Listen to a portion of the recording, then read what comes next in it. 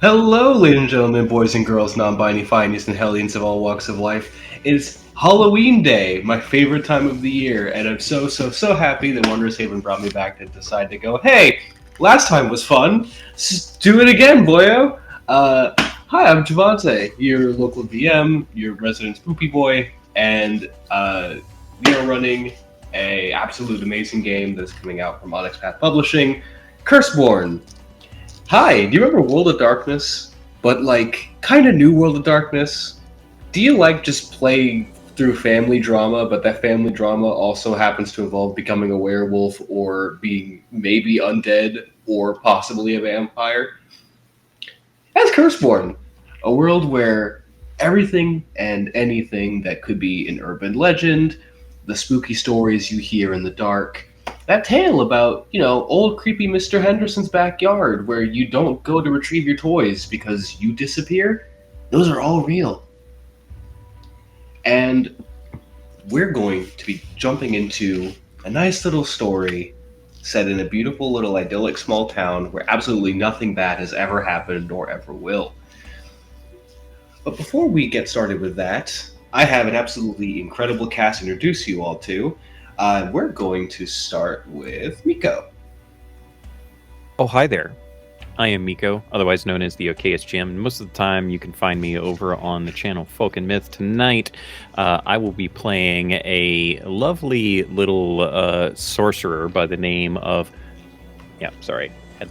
Forgot I took off my glasses. Sale Owens. Sale is a non-binary individual who stands roughly 5'9", 5'10". They wear fairly baggy knit clothing. Sometimes have um, a flannel shirt unbuttoned and draped over the rest of their clothes. Generally speaking, smells of patchouli or some other concoction of herbs and nature. And they run a little local candle slash occult slash geekdom slash curiosities shop that is generally referred to as the Little Shop of Curiousness. And they're pretty chill and laid back until there's something that needs to be investigated, and then they get a little bit excited. And let's introduce Sid. Hey, hello, hi, how is everybody doing?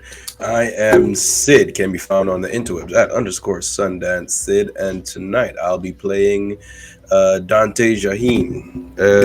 Prior, and we're saying just a guy, just, angry at the world, hashtag quote unquote loner, enjoys the outsides in the wilderness under the stars. And yeah, I'm excited to play this gruff young man. Shannon. Hello, welcome. Thanks for being here tonight. I am Shannon. I'm Imaginif pretty much all over the internet. I am ADINIF, no E in Imagine. And I also host the Imaginif Media Twitch and YouTube channel, where we host and support all those who create, play, and feel. So come on over there and let us help you out and support. Tell what you've got going on in the world. Tonight, I'm playing a fun little chimera, Bellatrix Strangeblood. She is chimeras are totally normal. They just look like everybody. Yep. That's see. So little bit of the Bellatrix vibe, kind of crazy look to her, but she is going for her PhD. So she's one of those that's always poring over some books, looking into the Egyptian culture, esoteric studies, is always kind of bopping down to the occult store with new finds that Saleh might get in. And yeah, a little bit kooky. I don't know. We'll see what happens. And last but certainly not least, Jason. Hey y'all, I'm Jason, aka Glass Jaws. You can catch me here playing games, or you can catch me on my Twitch channel playing games. I play games all the time, it seems. I'll be playing affectionately called Junior. Everybody just calls him Junior around town. He's a 16-year-old high school dropout hooligan with some anger management issues. Tends just hangs out, does his own thing. Got a spot by the lake that he drives people away from. That's his own. Just kind of one of those kids that's got some rich parents and feels like he can do anything he wants. And with that all being said, who is ready? Hi, you wanted more attention? Who is ready to jump into an absolutely just idyllic slice of life drama where nothing bad is going to happen and everything's going to be just perfectly fine? Is this a trick question? Yeah, I feel trickery involved. It might be the makeup. I don't know. The words were fine, but Makeup. This is just how I normally look. I agree with Jeremy. We're ready for the beach episode. Oh yeah, Yeah. especially me. Yeah, let's get to swimming. Mhm. As we kick things off, I'd like for the audience to imagine a camera sweeping up a roadway that leads through a beautiful patch of pinewood forest. With the Halloween season fast approaching, the myriad of colors ranging from greens to oranges, browns, and yellows litters the ground as the road continues to move forward until, she's just here now. Until sweeping by, there we go. It comes past a rusted but still imposing massive iron fence with a sign that's toppled over that reads as Brookhaven Hospital. A few signs underneath it then litter around, some noting condemned, some noting demolition expected, a myriad though that just say keep out. Sweeping past that, the road continues along, down, down, down, until we see the town in question. Think the most idyllic bit of Americana that you can possibly imagine. A bustling main street littered with various different businesses that all seem to be crowded into one another. Suburbs that stretch out far beyond where the actual town is. No major, large, towering apartments, but more smaller homes. The apartments all situated in the city proper. A very excited high school where you see kids already starting to get out from their school day. A college campus where what students are still remaining in the college at this time are probably starting to filter out for either heading home, heading to a job, or just finishing their day, waiting for the next classes to go through. The currently running hospital, not too far from the main city itself, mostly playing to the town's major population, the aged and retired. And as the camera continues to sweep along, we pass some of these high school students, some of them talking about the latest rumors and gossip that are coming up. After all, it is Halloween, the perfect time for rumors and gossip to be spread around the students. A couple talk about the stories from years ago of a student inadvertently being pushed into an open garbage dumpster during a prank gone wrong and going missing. Other students talk rather flippantly about the possibility of the axe murderer that lives somewhere in the woods not too far from the city itself, which is a consistent rumor that has had no basis in reality other than people don't explore the woods, so there has to be an axe murderer somewhere in there. But the most common rumors that's been spreading around is that of the hospital. The old abandoned hospital. There's several hundred thousands of various rumors and topics that can be brought up about that. That of the hissing woman, a woman from the burn victims unit, who had apparently set fire to some business and had been caught in the flame itself, and could only communicate through raspy hissing sounds. Others talk about how the hospital itself was built on cursed ground, which elicited the comment of what, like a cursed Native American burial ground, like all of America, which, you know. Others talk about how the hospital was playing secret devil worship that happened somewhere in the deep basements.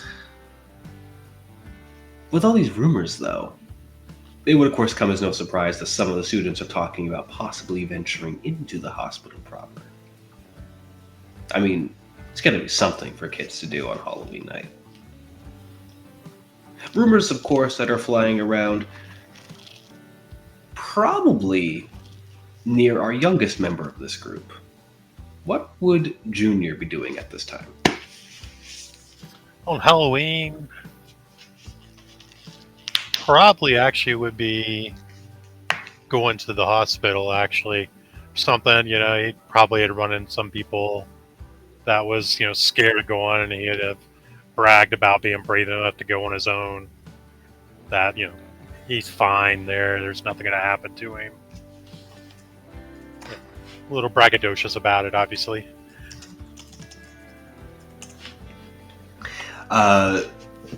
You hear one of the more popular kids, just for the lack of a better term for this cliche, one of the prep kids, a boy by the name of Jackson. You can see him kind of fiddling around with a very old camera. It has to have been taken probably from his grandfather, as it still has the cassette that you have to slide in to record. You kind of see him adjusting one of the lenses and looking at it. He's talking to some of his friends about he's really ready to make it big on his YouTube channel coming up. And this is going to be the video that kicks it all off. And then an argument ensuing about who's going to be the one driving, since he's technically grounded. If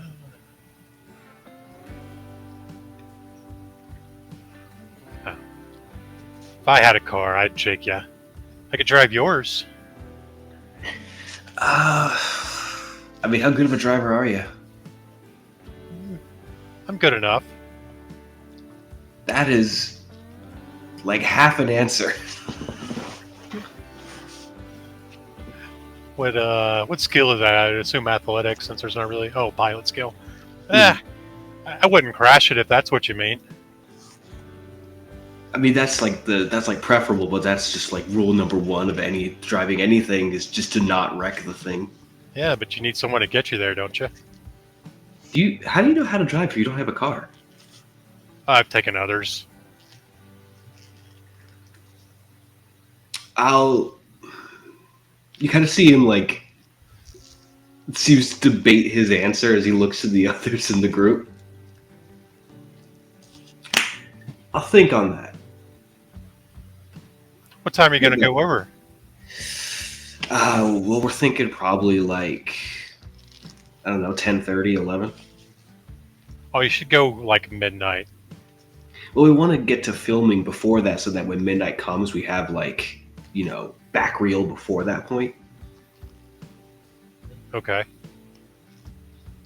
Junior doesn't seem to understand what he's meaning by that. It's all about setting up ambience. Gotcha. Yeah, you definitely need that. I mean, that's just what I've heard from other YouTubers. I don't really know. Look, I don't really know what ambience means. I just know that it's supposed to have stuff before major stuff happens. No, that makes sense. What do you expect you're going to see over there? I don't know, something spooky. I heard there's a giant creature that lives in the old hospital. Dude, there is? Yeah, it's 8 foot tall or something. That's awesome. I definitely want to get a film of something like that. Maybe if you're lucky, you'll see it. hear one of the kids pipe up like, wouldn't it be the lucky thing to not see anything and like no danger happens? But then that wouldn't be exciting for his channel. I mean, yeah. I guess you're right. Why don't I just kind of seems to think about that statement and oh yeah. He can handle himself, right?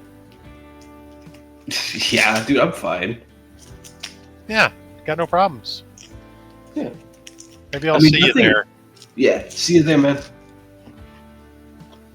And as the camera drifts along away from the high school, over towards Main Street proper,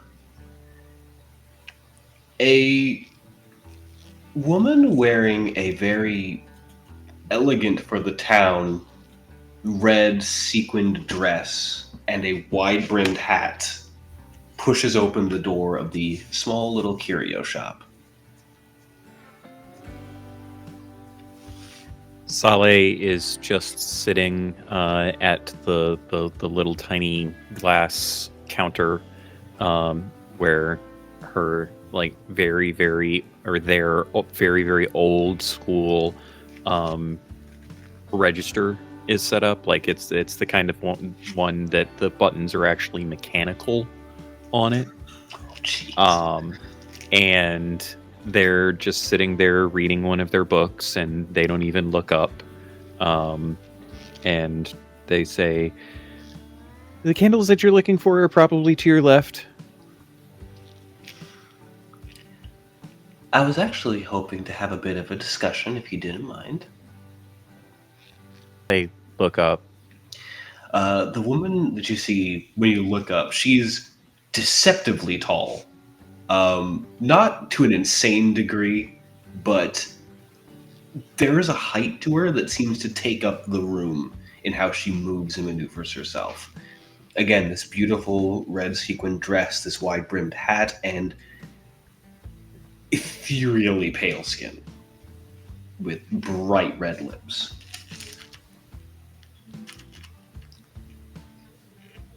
As they stare at the woman pushing their glasses up to the crown of their nose. Okay. If you're interested in conversation, I can supply that. But See her like glance over to the door and then look around to see if there's anyone else in the store. hang on a moment. And she just like points a finger at one of the plants and scolds it and says, "No listening in."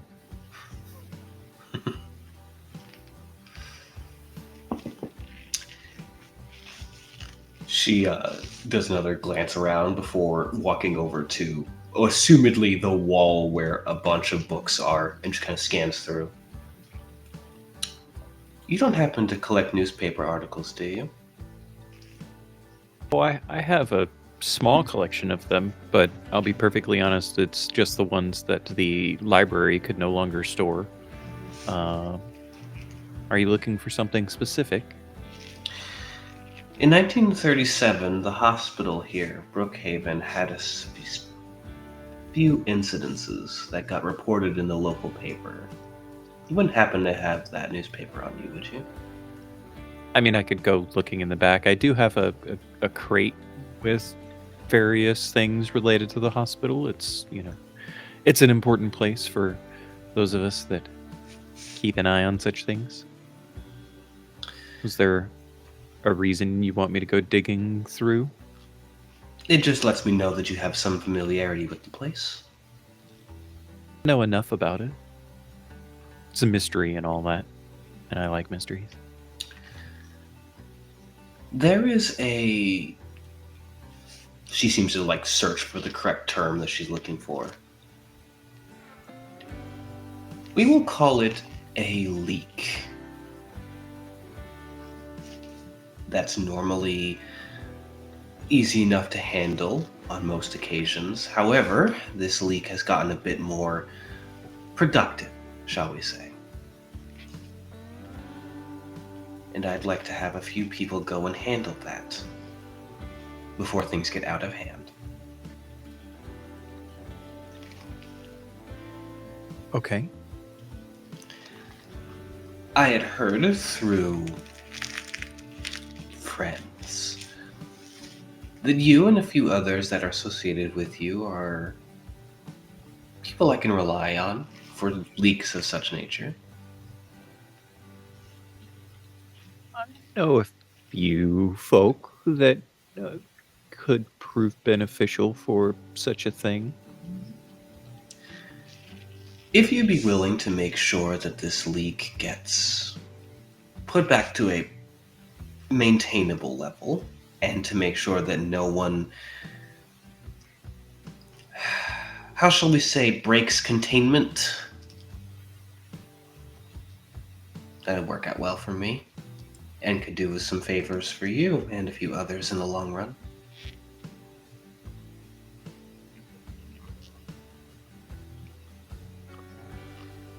And who would the favors be for and from? In specific, she turns. The Bathroy family would be more than happy that you handle this.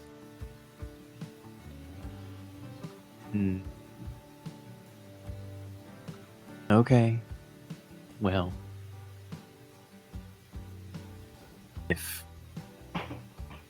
if it's necessary. It's very necessary. Just for stability's sake. And if others have to handle it, it may be a bit more messy for everyone here. Which is why I'm asking. No, I understand. I understand. Good. Oh, and as she takes a book from the shelf and just sets it onto the table, I'll purchase this as well. Great. They start ringing it up. I think it's easy enough for this tall, red-dressed woman to understand that Saleh probably doesn't have a lot of love lost for the Bathroys. Yeah. And it probably has more to do with what's being asked than who's asking. Mm-hmm. That she's willing, or that they are willing to go along with this. So they ring up the book and, collect the funds and everything. Do you want me to wrap it? No, I'm planning to read it just as quickly as I purchased it, as she picks it back up. I'll assume you be the one to gather your team, or would you like me to do so? I can take care of it. No need to trouble yourself and risk getting your nails smudged. There's this tight-lipped smile that is a little as if she's trying to hold back yelling something, just... You can't change much on youth, can you? And she turns and, very as calm as she can muster, exits the store. Saleh begins doing a cleansing ritual. And the camera moves again. Where are we finding Bella? Bella probably has absolutely no idea what day it is or that anything special is going on. She's probably in the back of the lab with piles of books and just going kind of back and forth between the different ones. There may or may not be people, coming in and out. It's of no consequence. She's focused and studying, probably unaware of the time. As you are in your focus state, shall we say, I'd like you to give me a roll. This is going to have our first roll of the night. First roll of the night. And this will be a way to introduce peeps to the story path system, because it's becoming my favorite. So what am I doing? I would like you to give me an esoterica roll. Cool. Okay. So this would specifically be, I would like you to give me a intellect esoterica roll. All right, well, that's like almost maxed out for me. So that's a total of 9. So does that mean I roll 9 dice for that? Correct. Sweet. Okay. Does it matter if any of those are curse dice? None should be. Okay. I We don't. have one, right? You do have one curse dice. We have 1, but I didn't know if I was counting 1 as a curse dice. Not for this. Okay. Cool.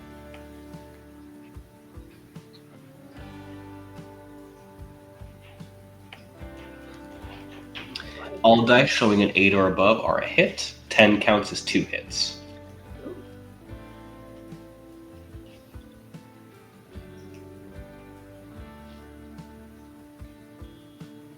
Wait, I can't see this glittery one. That's an 8.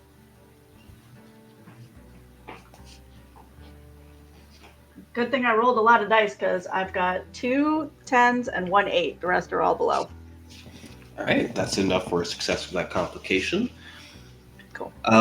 As you're sort of busying yourself in the lab, you feel the air kind of warp a little around you. It's almost like you physically don't move, but the world almost becomes like a veil of water that you just kind of push through. And as you start to look around the room, you see the lab still, but wet. Grime coats the walls. This almost ivy trail seems to crawl up the side, and balancing at the table that you're sort of looking through, you just see a severed hand just kind of tapping the table. It That's kind of lays flat. It lays flat and turns and begins to slide a paper towards itself and then kind of flicks it over to you.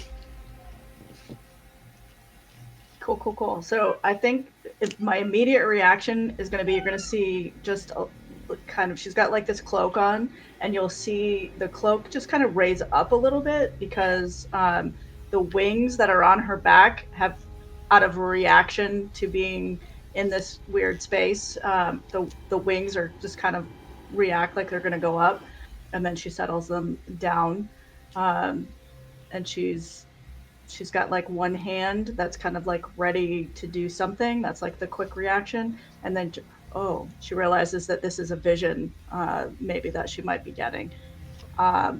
I have a thing, I don't know if this applies or not, but I have a thing that says when I've encountered something I've never experienced, I have to reach out and interact with it. Yep. My torments. Mhm. So I'm just going to instinctively go for the paper because I have to. As you grab the paper and lift it, this is not a lab report or anything of the sort. This is what seems to be a torn page from a journal. The edges you can see are burnt at the sides. You can still see bits of embers blazing down the sides. The journal page itself is completely black, which as you're looking towards it, it kind of lifted towards your face. It's black because the writing has become so numerous on it that it's completely colored the page black. With that roll that you have, I will allow it to make out the words barely on the page. What you can simply the only thing that you can kind of make out, which is the only sentence that is written innumerable amounts of times, is I can see their soul's color when they burn. I can see their soul's color when they burn. I can see their soul's color when they burn. And that's written so many times that the entire page is blackened. Would I have any knowledge of this particular, banter? Give me... And just for flavor too, I would have like kind of reached for something and blown on the page, sprinkled it on, kind of shook it around a little bit, hold it up to the light to get that look. What am I rolling? It's not. I'm trying to think if you don't really have a lot of things that would add to this. The closest I would probably say would be culture, but even that's a little and you don't have it. Yeah, it was more like, is it something that I would be up on because I know that there's a lot going on in there and I'm trying to, I find I would more things to tie say into me. I would say if the stuff that specifically tie into you would probably be an esoterica role. Again, um, at a higher difficulty, I will say, give me another esoterica intellect roll. Okay. This is your world. I'm just living in it. I'm doing what you Yeah. tell me to do.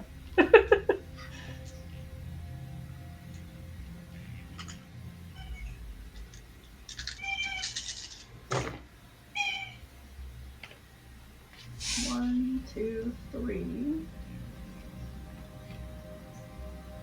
four. That's pretty good. 4, 5, 6. That's a 6 or a 9. That's a 6. That's not it. 6 total. 6 total. Yeah. All right. I had 2 zeros in there. Here's where we're going to have a fun thing here, talking about the story path system. Failures tend to be failing up. Same thing with successes. You can succeed very clearly, but sometimes things can get a little complicated on the success. Going slightly above, though, means you may still succeed with a complication, but you can utilize parts of those success to remove a complication. You are succeeding currently with a complication. Okay. Now, you did go just above enough that if you would like to spend one of your successes to remove a complication, I'll allow it. Oh no, bring on the complication. As you are trying to sift through memories to figure out where this is coming from, and your brain is like locking in on this,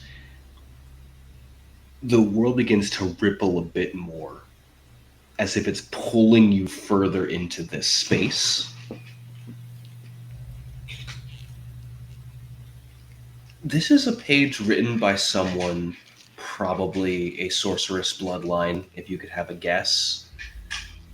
Or, if not from a bloodline, potentially just someone that had inadvertently ventured into this realm of liminality and couldn't lock themselves back out.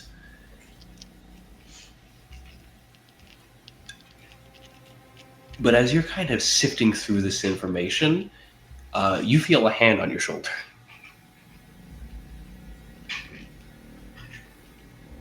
That initial ripple fades, but you still are locked into this other reality in a sense, as you see some, probably what you would assume to be a fellow classmate or somebody from the lab, except you see them as almost like a medical, you see them with half of their form removed to where you can see the organs on full display as they talk to you. Hey, are you all right? You kind of zoned out a little. So I just kind of back up a little bit. Great. How about you? How are you feeling? Good. I was gonna head on down to Tony's and get a pizza before all the kids start to file out and ruin my evening. Cool. Tony's I think is closed today. Dang it! You're probably right. Hold on. You see him like reach into the lab coat, and You can only assume that he is pulling out a phone, but you see him remove what probably is a spleen of some variety, and as he looks at it, kind of fusses with it. He's got to be someplace open late enough. Well, what? Are you sure you're feeling okay? What were you doing right, like a minute ago? Oh, we were finishing up some of those lab reports from earlier. Who's we? Me. There was Robbie. We just left. We're starting to head out for the evening. Robbie just left.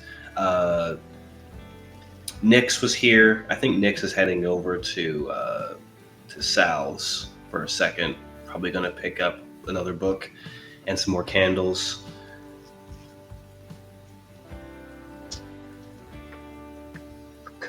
Cool. Do you know where they went? What, Nix or Rob? Nix. Oh, heading over to Sal's. You know, that little curio shop. Where's that? Sorry, Rob's. Rob, where did Rob go? Oh, Rob's heading over to his house, I'm assuming. Cool. Can I tell by what he's wearing on the good half of his body, how long ago from now this may have happened? The thing that you're seeing is you're what's called locked in liminality. Cool. So what you're starting to realize is this form that you're seeing is just because you aren't able to pull yourself out of the world that people can't see. So more than likely, he's probably fine. Okay. It's just not how you're viewing reality. Got you.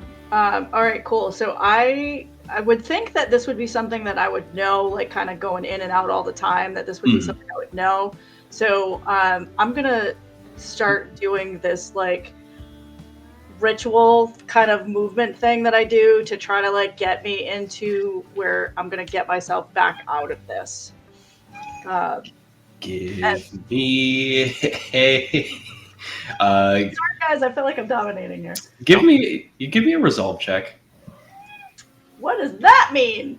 It's just resolve. You're just rolling your resolve. Hi, Liddy. Okay. You're fine.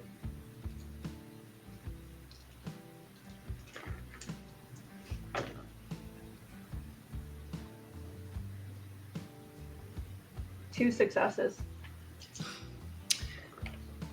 You start to see the world begin to peel back into normalcy. It's just taking longer. Cool. You're gonna see, I realize that this is gonna take a minute, whatever, I'm having a day. And I just basically start having this conversation with him. And then, you know what? I think the pizza place is open. You should check that out. And then I'm gonna just sit crisscross applesauce on the floor and just keep doing my little routine to get it out. And I'm gonna actually let my wings go all the way out and just kind of get in a zone. And as you are starting to relax, as this liminality is slowly beginning to fade, that paper you were looking at very slowly begins to turn back into just a lab report. Cool. I'm gonna put the paper in my pocket, and I think I'm gonna go see Sal, and I'm gonna just start packing up the few things that I was looking at and put them in my bag. And I'm just kind of frantically, just a little Frazzled. frazzled. That's the word. Thank you for that. Yeah. And as the camera pulls away from the lab, Sid, where would we find Dante at this time? As soon as I can find the mute button, I can tell you. What time is it? What time of day is it? It's coming into the like late afternoon. This is probably around the time when the high school kids are getting off, out of school. So the camera would just pan to the tree line and just running past it, running through the trees, running through the adjacent forest would just be Dante until I get to like a hill that overlooks the town border, the town line, and just look out into the horizon, into the sunset, and then I'd turn back around and like head into like the main midtown downtown area. At the time that you're starting to head into this midtown area, you can see probably at this time leaving Sal's shop the woman in the red dress and the white rimmed hat, which instinctually gives you a very deep pitted feeling in your stomach. Alright. Ignores it, just ignored completely, and just try to go the opposite direction of that person. And so you head in the opposite way of where she was going. You can already see some of the kids in the sort of this in the center of the town. There's essentially just a small park designed for just relax and walk around and then go to the shops around there. Some of the kids are already preparing themselves for Halloween. You can see some getting into costume, others just throwing leaves and sticks at each other because that's how kids operate. You do see a couple of adults as well, kind of maneuvering around. There's a few stands being set up for the local, not really a farmer's market, but more just, hey, we have stuff that we can sell to the adults that are trying to keep up after their kids, and also maybe the teenagers that have money, getting those starting to get set up. Including a stand that's being set up by someone that you do recognize partially. A kind of broad-shouldered man with very short, almost military cut style hair. You see where the shirt goes down, just past his shoulders, you can see the beginnings of an antler tattoo, which you would know is on his whole back. There is a very intricately tattooed elk, like an elk head at his back. And he's setting up a stand for presumably a sale of his freshly hunted venison. He gets the kind of like a stick placed in for the sign to be hung up. You see him stop, kind of lift his head a little, and then turns over to you and gives you like a little half wave.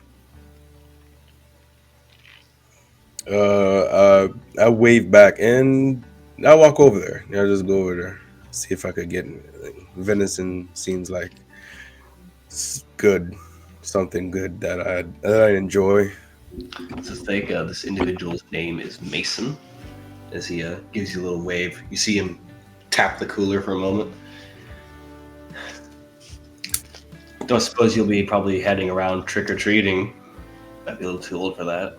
Yeah, not my shtick. Don't really care much for candy. Not a sweets guy? Not really. More interested in what you got in the cooler. You see him pop open, and he reaches in. He has a really hefty looking frozen, like a Ziploc frozen bag that has a good chunk of venison in it. I mean, I can give you this whole thing about 15.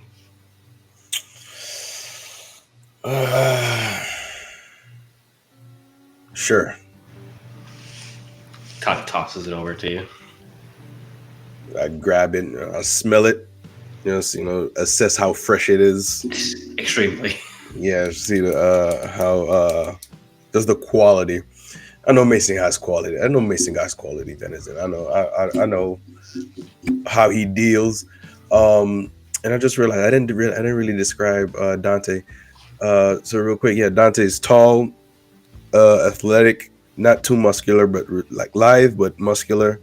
And he just wears like a big coat, one of those like fur lined hoodies. Yeah, so he wears one of those. No shirt, just the jacket. No shirt, the jacket. Some jeans and combat boots and these piercing golden brown eyes. And so yeah, I grabbed the bag and said, good deal. And I reach in and I grab a little, and when I walk away and I grab a little, I pay him, of course. I do pay him. Make sure we would do that. And I grab a little and I just take a bite. It's very fresh, very good. Granted, it's raw as you're eating it. It's a taste. It's just a taste. It adds to the taste a bit. You hear, before you see, you hear the sound of footsteps like running behind you. This very rapid padding, which you instinctively brace as a small form, like running, tackles you in a hug. Do a little. So yeah, I get hit. I don't really move. I do a little spin while I eat, raw venison like a bag of Doritos. And hey, you see from your little spin, which carried her momentum, and she kind of like flop rolls and stands. A girl that is probably the spitting image of what Mason may have looked like as a kid, just feminine. Longer hair that's this chestnut brown, these wide yellow eyes. This is Mason's daughter, Tanya, who she looks up at you again, these bright doe-like eyes, which is about the only thing that betrays Mason's lineage and her own, which you would recognize as a primal. These are equally primals. Very specifically, though they don't talk about their family lineage, you do know that Mason is a elk shifter, and as is his daughter.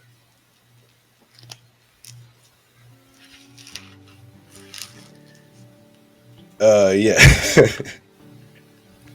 Look down. Hey, Mischief. She's a little half pout. So I'm gonna guess that you're not gonna go trick-or-treating with me. She crosses her arms.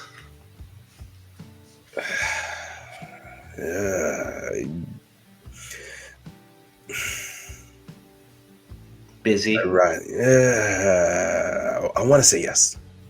I want to say I am. But I have the feeling that if I do, it wouldn't be very good for me, would it? Well, you're probably busy, and Junior says he's too old to go trick-or-treating with me anymore. And Sal's just in the store a lot. And Bella is, like, there's like a moment's pause, and then she kind of goes, Bella's kind of creepy, but like good creepy, but still creepy. Fair assessments. Hey, I'll see what everyone's doing, and maybe, just maybe, I could convince Junior to come trick-or-treating. Well, if you can't, you have to make it up to me. That's fair. No, that's no problem. If we can't make it tonight, I'll make it up to you. Perfect. Making it up for me is going to mean that you have to make whatever side dish you have when Thanksgiving comes up. Roger, got it. That's easily done. She gives a wide smile and starts to race back over to her group of friends as Mesa just watches her, does like a little half shake of his head before gesturing over to Sal's shop. Just kind of like a, you probably should go over there.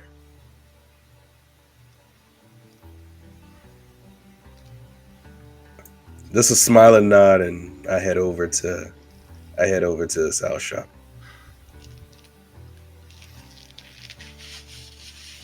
And with that happening, hey Junior, Yeah. school's out. Where are you going? Well, I mean, I wasn't at school anyway. I was just stopping by to harass some people. That's fair. I dropped out a long time ago.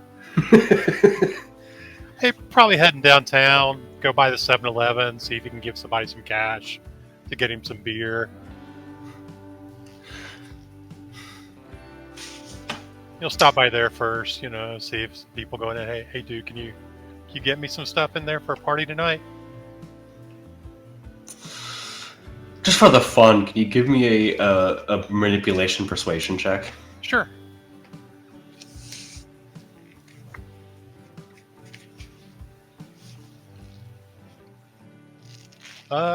Two successes.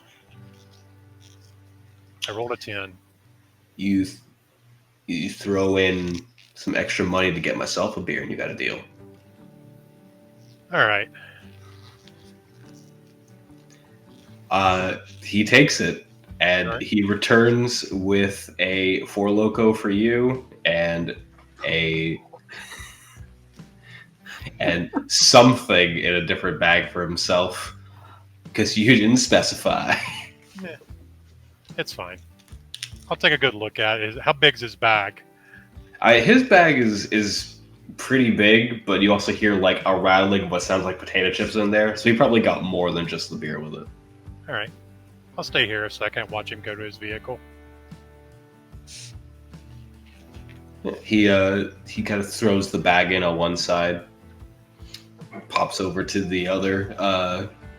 Like you see him check the back of his truck, and just like lift up what seems to have been his little Halloween decoration, which is just a like plastic skeleton that he sets up and then re-zip ties to the back of the truck, and then heads inside the truck. All right. He'll keep a good eye. Does he know this guy by chance? No. Okay. He'll just look at the truck, see if he ever sees it again. And then, he'll start heading downtown. By the time that you're heading downtown, more of the stuff is being set up. It's Halloween, so Junior's feeling a bit rambunctious. So I'm going to use Precise Transformation. It's a bleed 0. And turn his head into like a reptile head. It's Halloween. He's figured, he could just walk through town and no one's going to care. Hell yeah. You hear one of the kids just, "Yo, that's a sick costume." It is. It's a really good one. Dude, how's your And voice he'll, coming out of there growl so at him solidly? So Oh shit!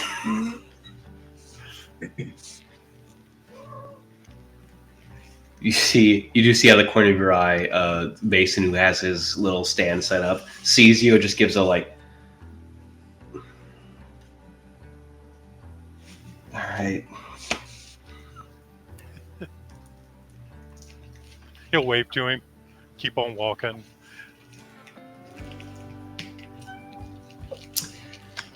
As you're walking, Yeah. what's Bellatrix up to?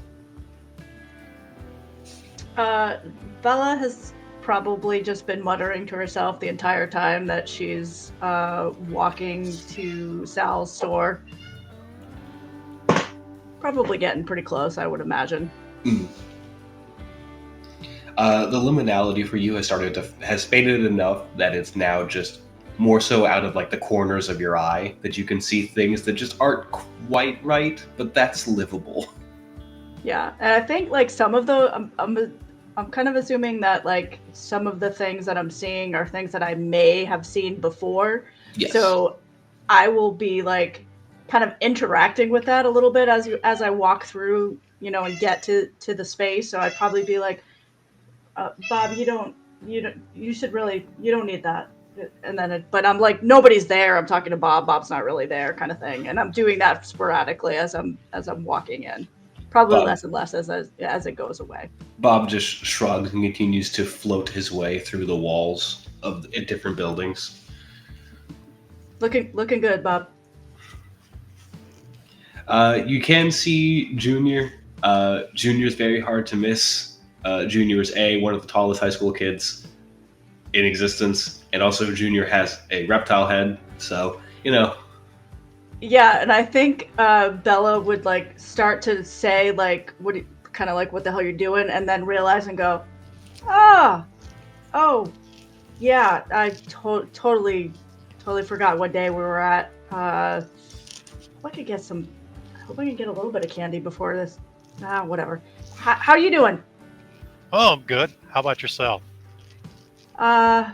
Okay. Yeah, I'm heading in to see Sal. We actually might need your help if you there's some stuff going on. I don't know, you might want to come on. Just come on.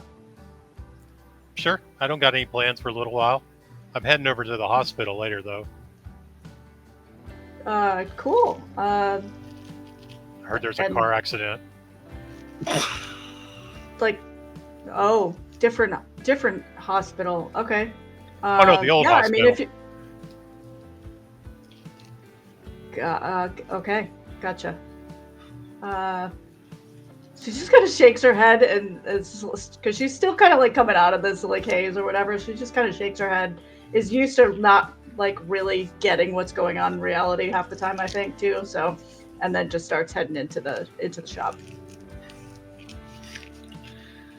What you been up to today? Oh, I'm going to assume that you have a little bell in your shop to dictate when people come in and out. Oh yeah, 100%. And it's like very rusted, so occasionally it just like tinks once and then gets stuck until the door closes back, and then it knocks it loose again, and then it rings a bunch. As it comes in, it tinks the one time, and if you'll allow it just for flavor, I'm just gonna kind of like just do like a thing with my hand, and it's gonna do the full jingle as I walk in the door. Hey, Sal. And I'm gonna look around, and I'm gonna look up to the one plant, and I'm gonna go, not right now, Scarlet. And I named your plant. I hope that's okay. And don't worry, they're being good today. I gotta. Well, here, and I just put the paper down, which I'm assuming doesn't look like that paper anymore, right? It looks like a lab report. Cool. You probably yeah. I know this looks like a lab report, but it's. Have you ever heard of? And then I go like into a thing, and I just start saying, I can see their souls when they burn. I can see their soul's color when they burn. I can see their soul's color when they burn. And I just say it like 4 or 5 times, and then shake my head.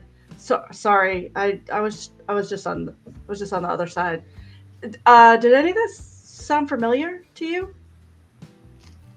Does it? Because there's not technically a history check, or similar, which is interesting. I will say, give me an enigma intellect check. All right. And you may use your well-read edge. When Bella starts saying this, by the way, Junior will Brilliant. look at his half drink and hand it over to Bella. You need this more than me. Oh, Bella looks at it. What flavor is it? Hold on. I don't know a lot of the new Four Loko flavors. Green apple. That's fair. Yeah. Oh, this one's At least my it wasn't favorite. pumpkin spice. This The is my concept of favorite. pumpkin spice Four Like, Loco That's disgusts me. insane. that sounds so terrible. I feel so bad about it. It makes me feel bad. Green apple, I'm down for it. She just takes like 4 gulps of it, and then hands it back. Kind of does like almost like a dog shake, all the way through. Thanks, Junior. I needed that one. So, What'd you get? aside from my automatic free boost from Well Read, I got an 8 and I got a 10 on my curse die. So that means that you get to decide if I get something extra, supernatural from it. So, sorcerers don't really be getting trapped in the liminality. Kind of a common thing for sorcerers because that's just sort of where they reside. That's where they live. But the specifics of how this is said, it reads less as a sorcerer thing. It does read more as like this is somebody that got inadvertently stuck and doesn't really know how to process that they got stuck. Mm-hmm. However, as you're kind of like running through this information, you see the paper start to shift into that pure black writing again, with the burns at the edges starting to move further and further down. Okay.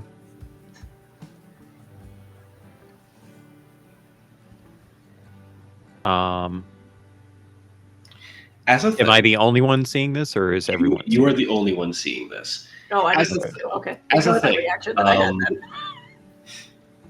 Because of some information that you have, because of where you work and things that you own, you do know that in the old hospital, someone was admitted due to a arson incident that went violently wrong. They had attempted to burn down their estate for whatever reason, with themselves and a lot of other people inside. They survived with severe burns. They had said in what could only kind of be based around what they hissed out, that they were trying to see what they really looked like. This is where the little urban legend of the burned woman comes from in that old hospital. The belief on the urban legend is that she had somehow had seen hell and come back and didn't quite come back right and was trying to make others see that as well. The belief is that she was so insane that they had to tie her down into her hospital bed, that she couldn't speak and could only kind of let out hissing noises, and that they had to, whenever they had the ability to untie her from the hospital beds, had to constantly change out the sheets because all the sheets were burning on her skin. That's what the legend says anyway. And so I don't feel like that if Saleh does know anything at all about that, then I don't think that that's immediately popping to mind. I think that Saleh is immediately going to this, like, you see an expression upon their face of like mourning and sorrowfulness, and they just go over and place a hand on the piece of paper and start making shushing noises like, shh, it's okay, it's okay, it's okay. And they look up at Bella and they say, yeah, so whoever you were interacting with in the liminality, they don't know how to get out, and they're probably beyond insane at this point. It's not a good place to be for a long time, and this feels like someone that needs to escape, but I don't know that they can. How do we help them? It's just like little tear coming down. Oh, that'll take a lot of time and effort, and we'll have to investigate the history of it. We'll have to see if somehow they've been split apart from their corporeal being and their incorporeal. There's a lot of things that we'll have to do, and as awful as it is, and I want to help. Believe me, I do. But as awful as that is, we may have another problem that, well, frankly, I'm just glad that the spirits decided to call all of you here because I could use some help with it. Oh, what's going on? If you ask me to help you research something again, No, I'll no, throw no, that no. book It's at you. it's okay, Junior. I know. The books are not your forte, and I'm not going to do that to you ever again. It's okay. The next book. Oh, the comic that you wanted came in about a week ago, and I forgot to let you know. You can just go back to the back and get it. It's fine. But no. So a representative of a family that I don't particularly care for came to see me, and they requested my assistance with something at the hospital. It being Samhain and all, it's a little problematic for the thinning of veils, and there's some leakage that's taking place between liminality and the normal realm that needs to be addressed. And, well, as wonderful as it would be to just go and deal with it, I'm afraid I could use some help if you don't mind. I think they need to get better prepared for this. I feel like this happens every year. I don't think it's on them per se. I think that there's probably, Junior, have you heard any people going tonight? They always go, don't they? To the hospital? Yeah. Yeah, right. sent some And Junior- Junior was kids going to go go over to the there earlier. hospital. Junior, you know better than that. How many Yeah. times do I have to tell you not on tonight? They deserve it. You sent others? Yeah, they're just kids. Stupid idiots. They'll get Stupid scared off. Well, tonight of all nights, it's a little more than scared off. Very disappointed, Do Junior. extra. As a reminder for the audience, Junior is about the same age as the people he was going to send off. True. Yeah. And I'm 33, so I'm a little bit older. No one really knows how old Saleh is. They have a little bit of gray in their hair, and they don't talk about such things. But they've owned the shop for a couple of decades at this point. So, Decades. right. Saleh just shakes their head in disappointment at Junior. Anyway, if you all wouldn't mind helping me, you too, Dante. Dante did come too, right? Yes. I'm not pulling that out of my ass. Okay. I know you. I know I you. didn't know I made it. I'm sorry.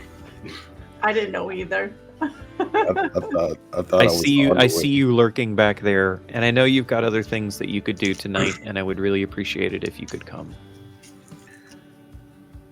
Yeah, that sounds like something I need. But after, and I point to everyone, and then lastly point to Junior. We gotta take Tanya trick or treating. Okay. Well, Happy when are we to. going to the hospital? 'Cause It might be better to go before darkness fully sets in. Twilight is, of course, the best time, and the closer it gets to the moon's high rise, then the worse it's going to be for everyone. So,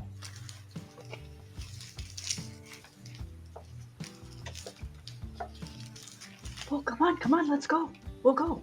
Let's all Okay. go. Come on. let me just get a couple of things.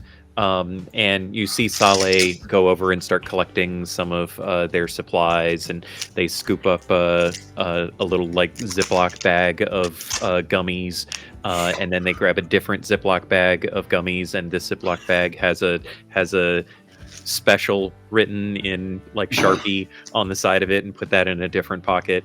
And then they start collecting. They have a little like, Target, Walmart-esque plastic witch's cauldron that they dump a bunch of other gummies into, and these ones are labeled pistachio, which she like extracts the highest concentration of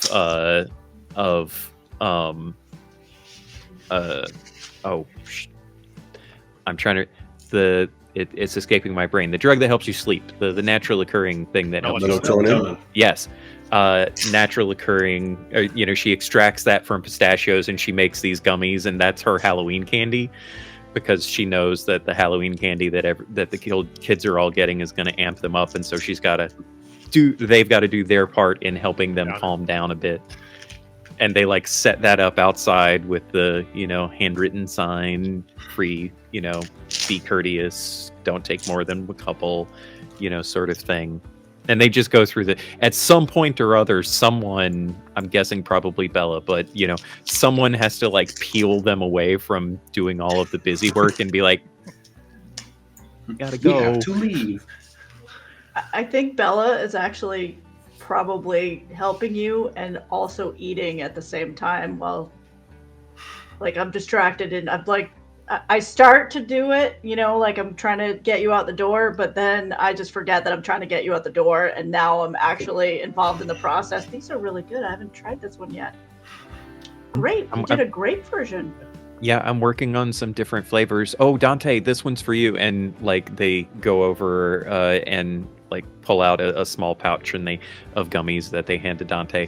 I've been really working on the nuttiness in this, and there's just the tiniest little hint of blood. Oh, that's so cool. Yeah. How do you do that?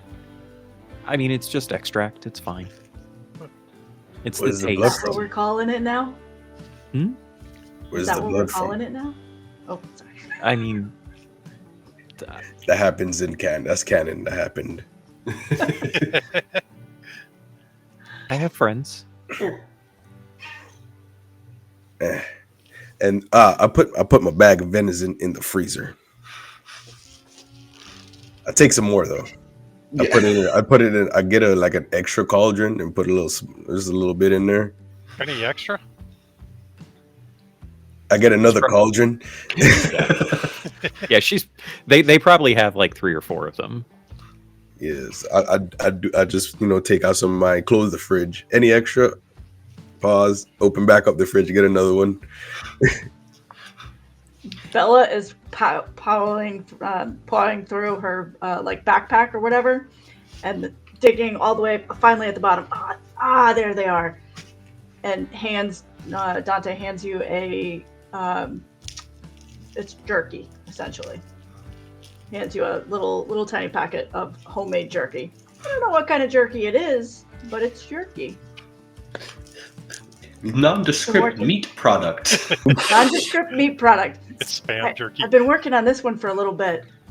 I know you get stuck out there sometimes. I look at my full hands with all the snacks that I have accumulated. I'll put it in your like, and then I realize you don't have a shirt on, and I'm like, how do you travel like? And I'm looking for a pocket in your jacket that I can stick it in. And yeah, just pocket. I'm gonna put it over here, and I'll just Yeah, shove it in that side pocket. I'll find You'll it. find it later. Yeah. Thanks. Oh, Saleh, I found something the other day while I was fishing. Thought you might want to take a look at it. And so Junior will open up his backpack and pull out this Bowie knife with a long bone handle on it. I'm not going to lie. The moment you said I found something while I was fishing and I want you to take a look at it, I was like, did you really walk around town with just a fish in your backpack? I thought it was gonna be a body, so Or like a If it goes in hand. the backpack. Yeah. Like a foot, yeah, a foot or something. Yeah. Someone's I thought it was elbow. gonna be the hand from the table that showed me the paper. That's where I thought he was going with it. Okay. Saleh just like reaches out and like uses the tip of their fingers to pick up the end and like holds it up. Do you need me to look into it now? I mean, it just felt weird to me. I thought maybe you could look and see, sort of like you were looking at that paper. So I don't know what you saw there. It looks like just regular stuff to me. As this has been at the bottom of the local fishing hole, it is encrusted in algae of some variety. But it does radiate something. Is it important to you, Junior? I mean, if we don't got time for it, I can look at it later. No, I'm happy to look at it. Just I have to go through a lot of cleansing rituals when I look at things like this, because there's always a story and it's always bad, and there's people that have gotten hurt by such things, and I have to prepare myself for it. Huh. Yeah. All right. He'll take it back and sheave it. I can wrap it up for you if you like, and so it doesn't like radiate anything ill towards you. Oh, that's all right. It won't bother me. Okay, well, take this, and they like reach into one of their pouches and root around for a bit and pull out this tiny vial of some liquid or other, and they just put the vial into your hand and like wrap your fingers around it. If it starts feeling a little bit too icky, just give this a whiff, and that'll help. Okay. And it's some kind of strange oil extract that is not labeled. You have no idea how they figured out which one it was, but yeah. The thing that we have gathered from this group is that putting labels on products is probably a bad idea. Sometimes the unknown is the better choice. Here's my question. Who in this group has a car? We know Junior doesn't.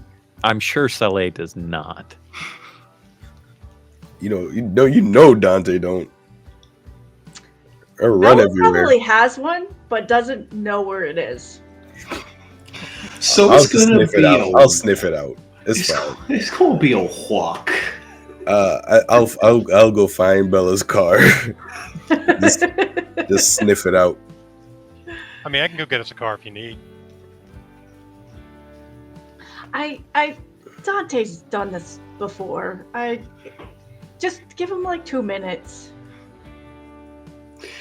So Dante, on your journey to find Bella's car, I want you to give me a roll real quick.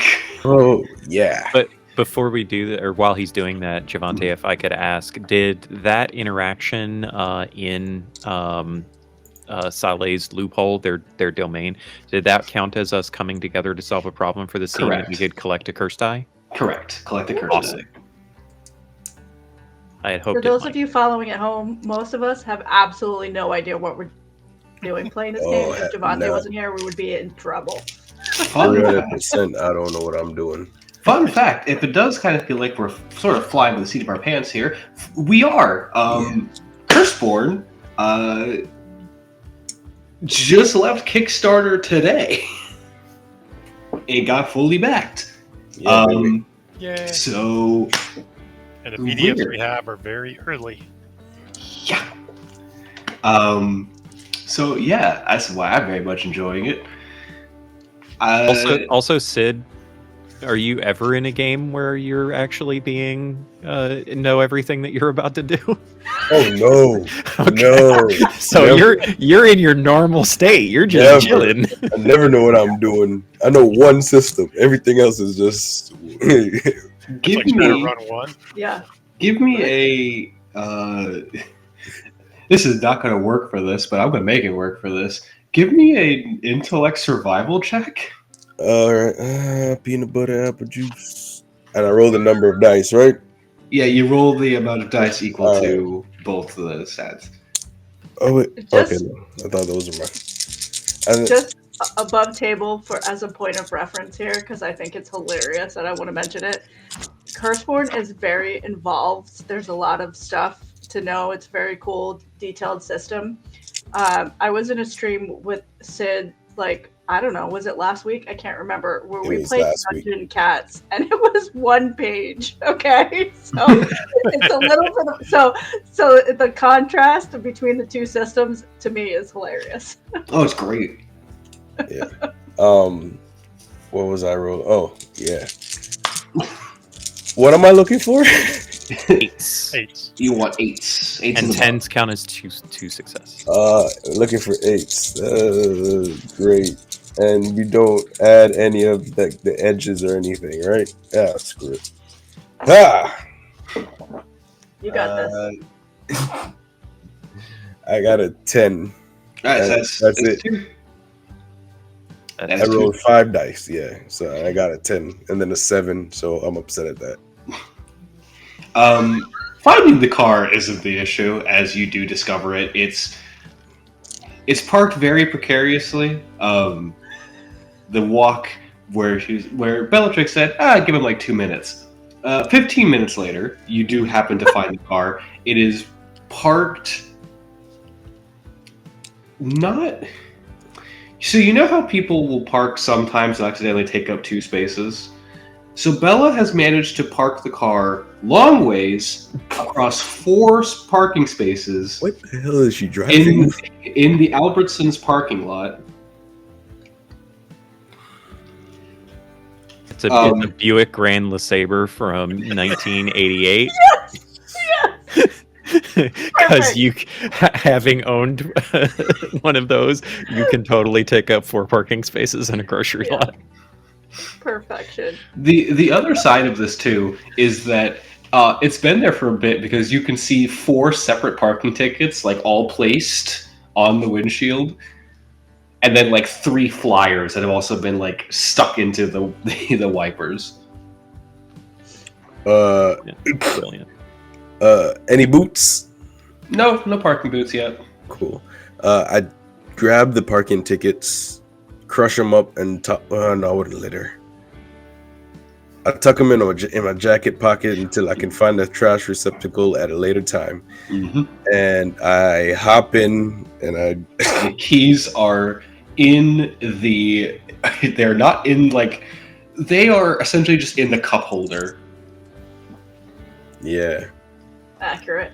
So I just hop in and just drive it back over to where we're going. Does Bellatrix turn on the radio when she drives? It depends. So I'll let Sid roll with that one. I'm going to roll a D100 real quick. Ooh, I like it. Bring on the chaos.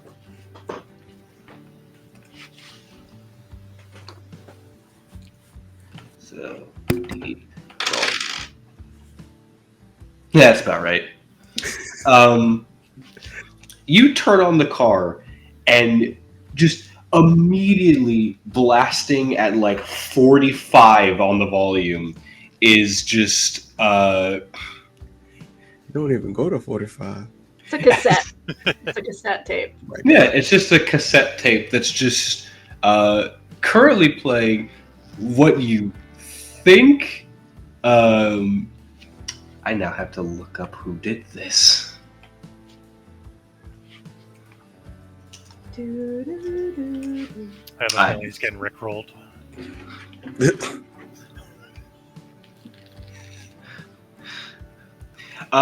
You hear "I Want Your Love" by Luther Vandross blasting at 45. Nice. Hilarious. Yeah, I turned that down. Just I pause for like 3 seconds. Look around, just and turns down, not off, but just turn it down a normal This is a level, pop. that normal level that normal people listen to, like 26. Yeah.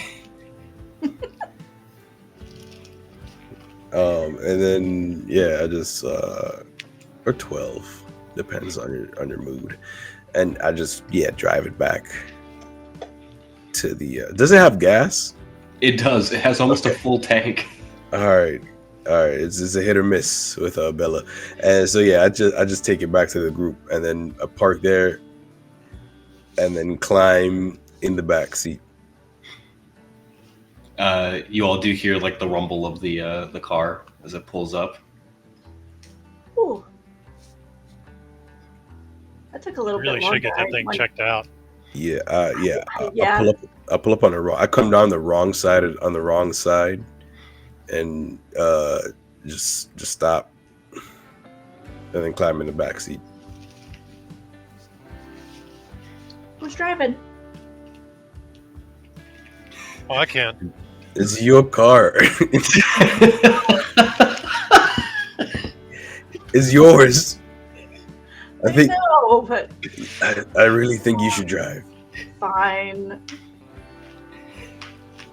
I reluctantly get into the passenger seat, and then I go, oh wait, and then I get out and I go to the other side. Who's driving? Saying the person who owns their car Yep. is the best thing I've heard. Get in, losers. We're going shopping, and then it hops in the passenger side.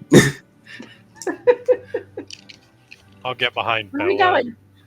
since I need some leg room.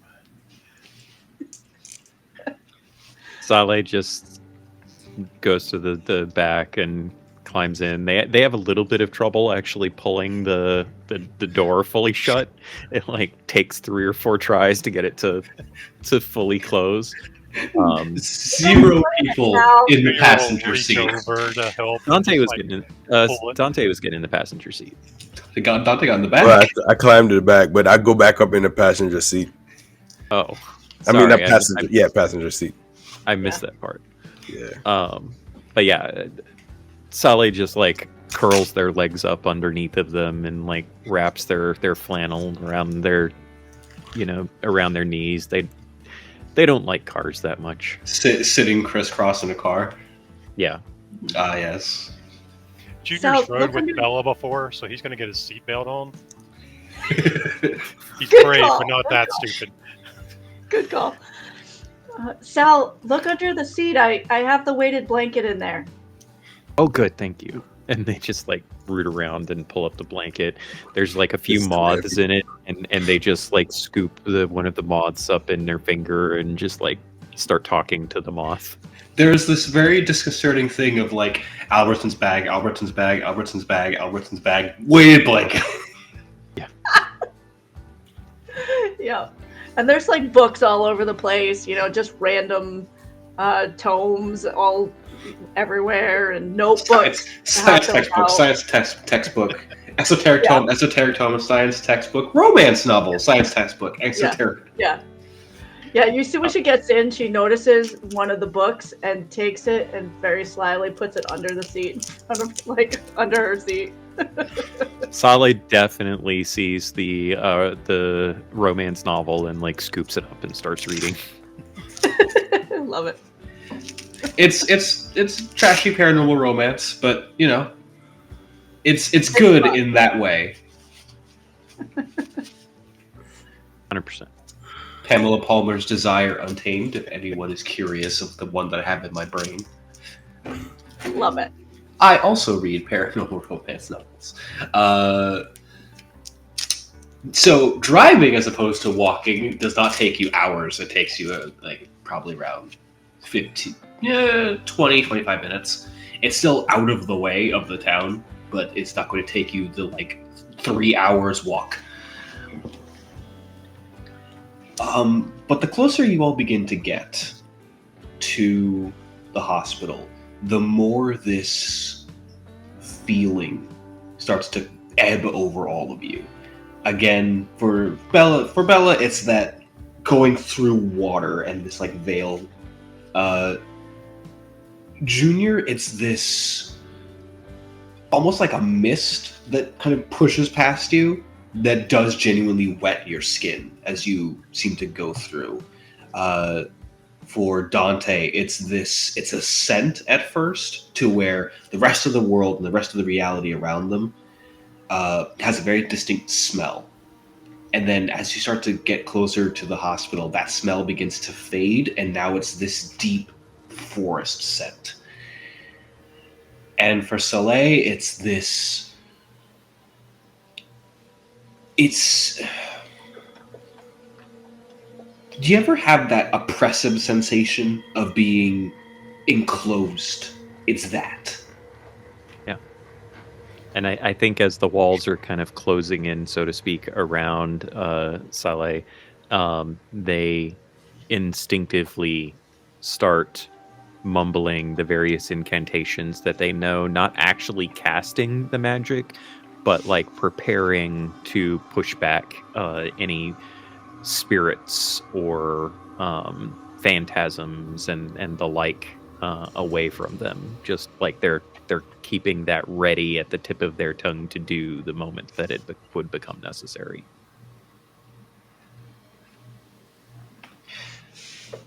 Driving forward, you see coming into view this towering abandoned structure. About 5-6 stories of old brick building. These beautiful, if old, windows. Some broken, some still remaining intact. The facade of this medical institution that's been weathered out through age. The sign for it, Brookhaven Hospital, still very clearly visible. And this overwhelming sensation of wrongness seems to pull away. And it is with this that we are going to take a break.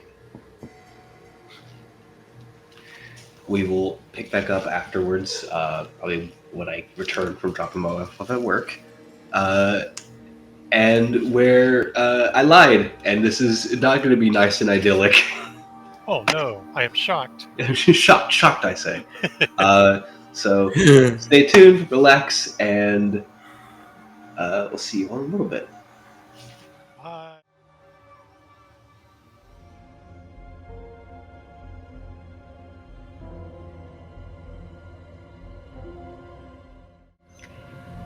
Hello, ladies and gentlemen. We are back. I'm very, very excited to get back into this, and we're just going to dive right in. Woohoo. As the cars rumble to its stop, Bellatrix's favored method of parking by just kind of rolling the car until the curb gently kisses the tires. With the odd feeling we're getting, Junior will drop his face, and actually the reptilian eyes will stay, just to get some more keen senses. He's feeling a little bit, on the edge a little bit, like maybe there's a predator, maybe there's not, maybe it's time to be one.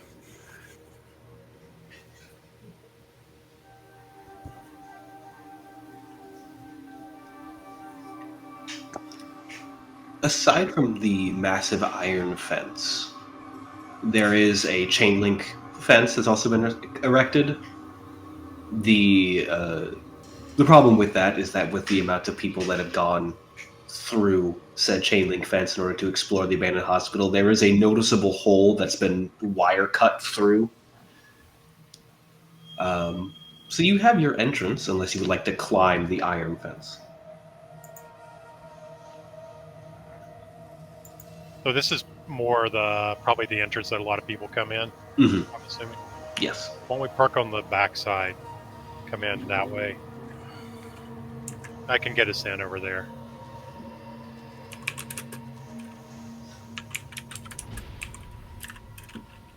Just so your car's not seen here. Sure. Sorry, I didn't realize you were talking to me. I thought you were just saying what was happening. Oh no, I'm just saying we probably should park on the back. But this parking spot was fine. I'll go around. Plus, they can't get out on the passenger side where you push the car up against the fence. Whatever. Just climb over, forehead. Yeah, I just jump over. I just drive over into the back. The other. Oh, this Actually, I look in the mirror because you're behind me, right? So look in the mirror. Yep. This meet with your approval? You good? You like this one? Yeah. Cops won't be over here. They'll be looking for people in the front. Okay. Meanwhile, I'm gonna leave the radio on. Get out of the car. Look around. For flavor, so that I can do some stuff and play with the system a little bit, I am going to bleed, just because I want to see what this does too. I'm going to bleed a curse die to summon an imp. Nice. Because I have the ability to summon an imp, and I feel like if I go through this session without summoning an imp, I have failed on every level. So I'd like to summon a little dude. I have no idea what that means, how long he lasts, or all that kind of stuff. But my goal in doing this is to have a little air imp, and then I want him to kind of like do recon and stuff for me. So that's my thinking in this. I don't know gameplay wise if that, whatever, but I'm thinking that he's kind of with me, and then he goes off on his own, and maybe it's a little. It says that he's supportive of the group. I forgot how it's worded, but he's friends with the group. The group sees what looks like a small black dot form in the air. And then it slowly begins to expand out, as if there's this little void that's just opening. A viscous material begins to drip out of the said hole before you see a long, pinkish-colored tendril snake its way out, and then a head, and then just a body just kind of unfolds itself and lands on the ground before it, with this sound like bones cracking, popping, just... Oh, not gonna be of service. Welcome back, Alexander. Oh, it's you. It is. How have you been? Busy, as things normally are. Oh, I see we have the whole group together. We do. We're going on a mission. Are you ready? Yeah, sure. Give me 1 second, get my bearings here. Kind of like starts to look around. All right, I see. Just one moment here. We're just gonna. Ooh. Yeah, this place is gross. Yep. That's why I called you. All right. And as he just kind of begins to float in the air. Nothing seems to be propelling him up. He's just floating. Love it. I'll never get used to you doing that. I think that as it is floating up, Saleh goes into one of their little pockets and pulls out these tiny crocheted booties. Yes. And just like holds them out and says, I made these for you, Alexander, for the next time because you had complained about things, your feet getting cold. Oh my gosh, those are adorable. Give me those. He's just kind of like fits them on, like examines them. Awesome, swanky. Perfect, I like it. Sal, those are amazing. Yeah, I had some free time. How? How'd you get his size? I mean, it's the protoplasm that they're... Never mind. Alexander like partially turns and is just floating, just arms crossed, like as if he's on a pontoon, just floating back. Just So, this whole place that we're going to, it's reeking with dark energy. Just the stuff that normally I would be like super happy to be around and things like that. Except there's way too much of it. It's all concentrated in the one spot. It's like if you were making lemonade, but you'd use too little sugar and too many lemons. Ew. But then, like, if the lemons then wanted to, like, eat you. Oh. So what you're saying is we need to put more sugar in there. That's what you got out of that? I mean, in loose terms, it'd be more accurate to say we're trying to remove the offending big lemon. Can you get any sense of, the big lemon, where the big lemon is? Give me a second. And he floats a little higher and then starts to head towards the hospital itself. You can kind of hear him like mumbling in the distance. It's just like a very faint. Yup, there it is. And he starts to fly back. Also, by the way, your Alexander voice is phenomenal. I need excuses to do that voice. I have zero regrets. That was amazing. As he flies back. All right, so it's over on like the left side of the hospital. From where, if we're facing this way, it'd be the left side. But if you're facing this way, it's the right. So only facing the way that I'm facing, which is the left side. There's this one part of the building. I didn't go inside. So, but it's on that side. It's like the leftmost corner part of the building. The whole time he's doing that, she's like following along, doing all of like the reactions and stuff, and just kind of acknowledging even when he gets it wrong, she's just kind of like acknowledging all of the different things. That's perfect, Alexander. I appreciate it. Mm-hmm. Anybody have anything else they want him to check? And Did you see any creatures out there? Well, I didn't go inside, so not out there, but I also wouldn't put it past them to show up. This whole place, again, reeking of really, really bad things, and normally, like, I'm fine with that, because things don't eat me. But there's some very bad stuff over there. That's a thing I do gotta hand it to you guys. You guys collect a lot of really bad things, and then you give them power. So there's stuff over there, probably. So, Javante, I have a question. Yes. How we know that the old hospital has suffered from disuse. Mhm. How overgrown is the plant life here? Like, That is the surprising thing, is that there isn't. The hospital grounds appear to be devoid of plant life.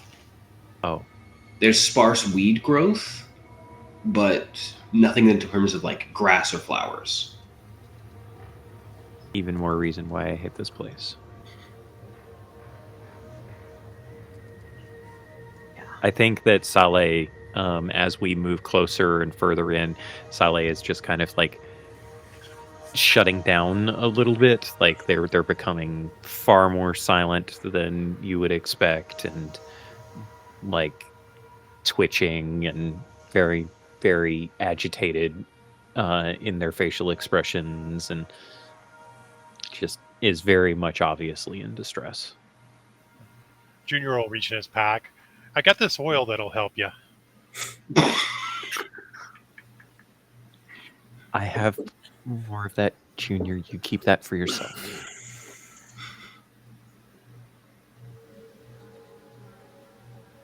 Well, we ready to go in?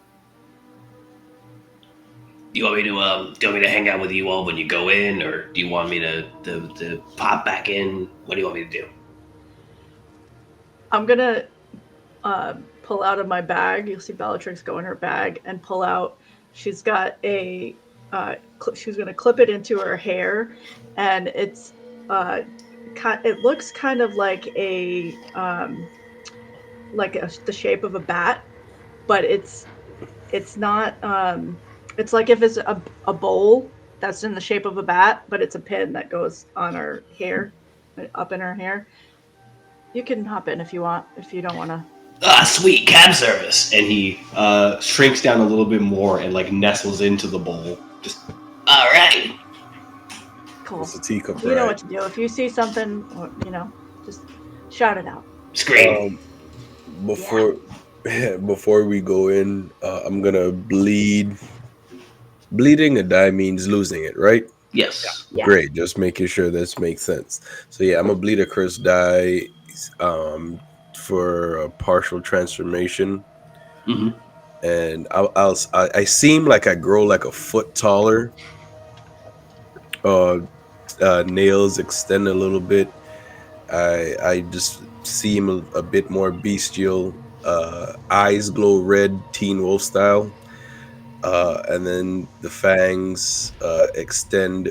Well, actually, they glow gold, not red. Mm. Um, like yeah, a deep yellow, orangish type glow, and then yeah, fangs extend, and I just get a little bit more bestial, just so I can hair and sniff everything a little bit better.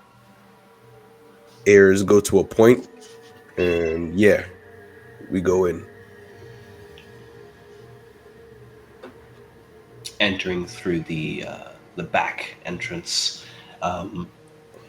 Whereas the front was neatly organized and had what looked like the facade of the original hospital, the back has a very simple entrance. This is predominantly utilized for.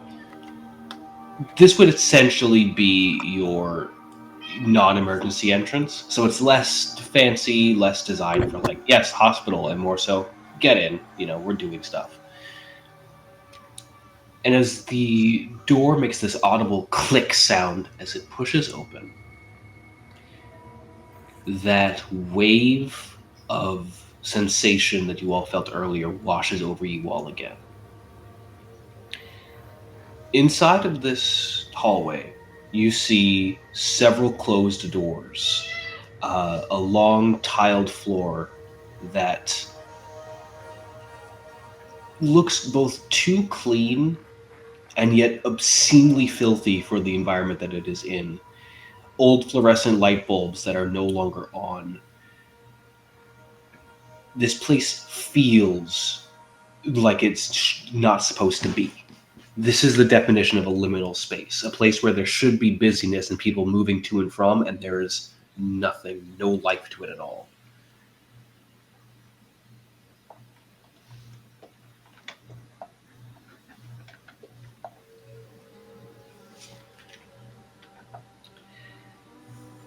I will pull a flashlight out of the backpack.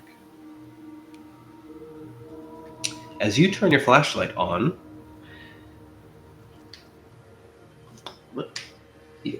as you turn your flashlight on,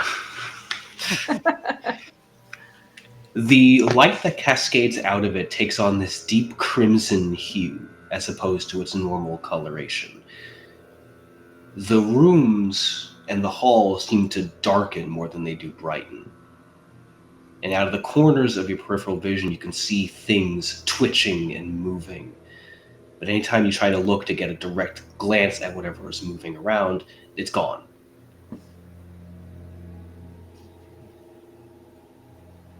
I'll sniff the air, see if I smell anything of note. You smell antiseptic, oxygen, cleaning fluids, alcohol, burning. Things that should be gone like 40 years now? Yes. Interesting. Okay. The most predominant scent is this burning smell. This charred hair and flesh, bandages that are sticking to waxy skin. I'm gonna check, just kind of turn back. I just want to check on Sal, knowing that you're always kind of feeling the feelings of all the stuff that's, you can sense all that stuff. So just kind of checking back to see how you're doing. Yeah, when you see Saleh, they you know that they are in a bad state because they have a certain level of bullheaded stubbornness that benefits them in like social situations and the like usually, but it also manifests quite clearly in this type of situation where they obviously hate being here but know that they have to be here, and so they're just pushing through their discomfort and probably mental pain of being in such a place as this, just to keep going. Would Sal want Alexander to perch on the shoulder or prefer no touch? I think probably you know that they dislike touch in general, Okay. so probably would avoid that. Okay. I'm just gonna acknowledge the discomfort, like I see you, and then just keep watching. They Along- share that knowing look, and then you see the steeliness return to their eyes. Along the walls of the hallway that initially, before the flashlight turned on, seemed relatively clean, you see a trail of what just looks like maybe a coal drag or just a blackened mark trailing along the wall. But it only seems to show up when the light hits it. Did you see? Go back over there. All right. He'll point it back. Sweeping through, There. sweeping through, you see this Yeah. insane line goes along the wall of the hallway and then sharply begins to go up until it's on the ceiling. And then as it goes around the corner, you see it start to go back down.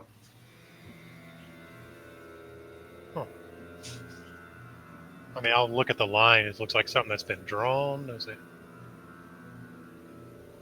like some dragged across it?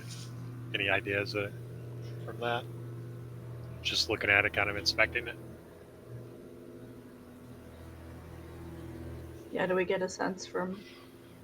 It from inspecting it. Give me a there's not stuff for that.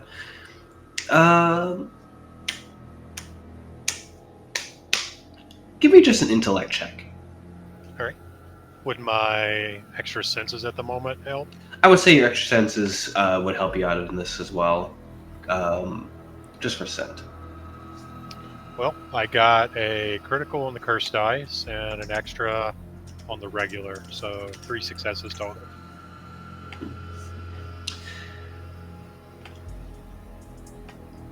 As far as your senses go, that the scent from what this mark is that same smell of charred flesh that seems to just be leading up the wall. Knowledge of what it could be, your time with this group kind of leads you to go like, maybe ghost? Just one that's clinging to a physical remnant.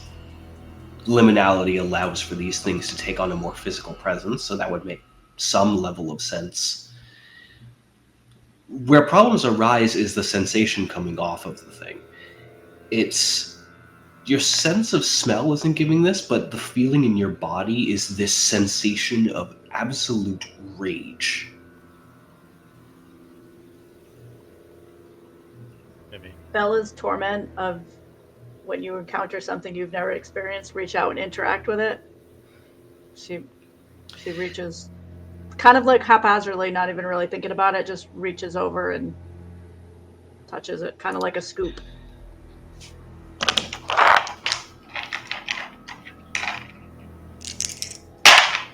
Okay. That's never good. As you reach and touch, as your fingers hit the wall, it crumbles through, and you fall forward into the void that it opens into. For the rest of you, you see her hand touch the wall, and then she just stiffens.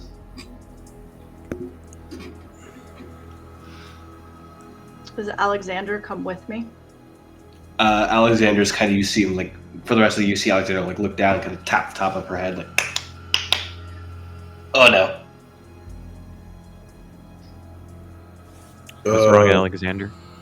She's like waving hand in front of eyes. Not here with us right now. I'll pull her hand back away from the thing that she's grabbing, assuming she's kind of stuck to it. Her skin's really warm, but you do pull her hand back. Bellatrix, as you fall through the void, it feels like your body goes horizontal, and you find yourself being rapidly moved forward. You hear the sound of wheels scraping on tile flooring. Like I'm on a gurney? Like you're on a gurney. I'm darting my eyes around. Do I see anything? Can I react in any way? Are you trying to move? I'm trying to see where I am first before I move. You see signs as you're passing by of like the different areas. You're seeing like ICUs. Some of the ones above also do show like directions, and you are apparently heading towards burn victims unit. Alexander, do you hear me? You speak, and your voice sounds muffled. Oh, I'm gonna look in my pocket and look at the gummies. You attempt to reach, and you cannot move your hands off of where they are. You find that as you try, something is pinning them to the gurney. I'm gonna squeeze my eyes like super tight and open them again and try to move. You are back in the same hall with Junior pulling your hand down. Okay, don't touch it. Wasn't planning on it. What happened? Okay. I'm gonna feel for Alexander up there. Yep, I'm good. I'm good. You good? Maybe. Lost it for a second. Yeah. Maybe this is a creature that burned. I don't know. I was on a gurney. I couldn't move. It was really. I don't like it when that happens. I couldn't really tell, but it said ICU flung by. It was like I was going into surgery. Maybe I don't know. Did I notice anything like on my body? Like, did I notice who I was?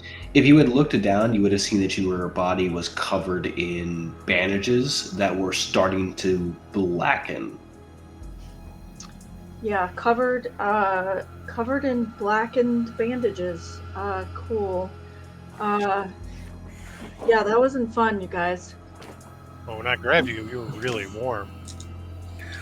Like I'll reach out and touch her arm again, and she's still Not as warm. Like a normal sensation for Bella. So, All right. would this be something that you could, like, I don't know, like, if I was that warm, could I have been actually experiencing what they experienced? Psychically, yes. It's this is the sort of thing that you need to be very careful what you touch and what you just look at. I immediately put my hands in my pockets when you say that. That's smart. Let's try to avoid grabbing things.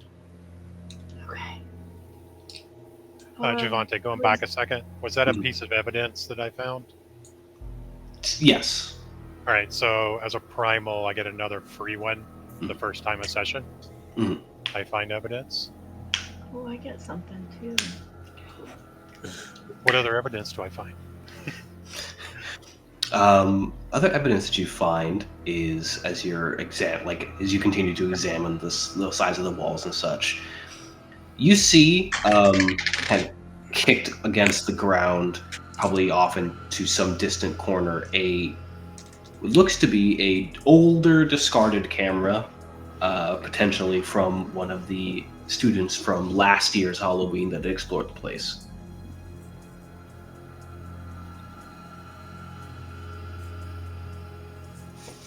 I'll walk over and I know you said not to touch stuff, so I'm not going to touch it.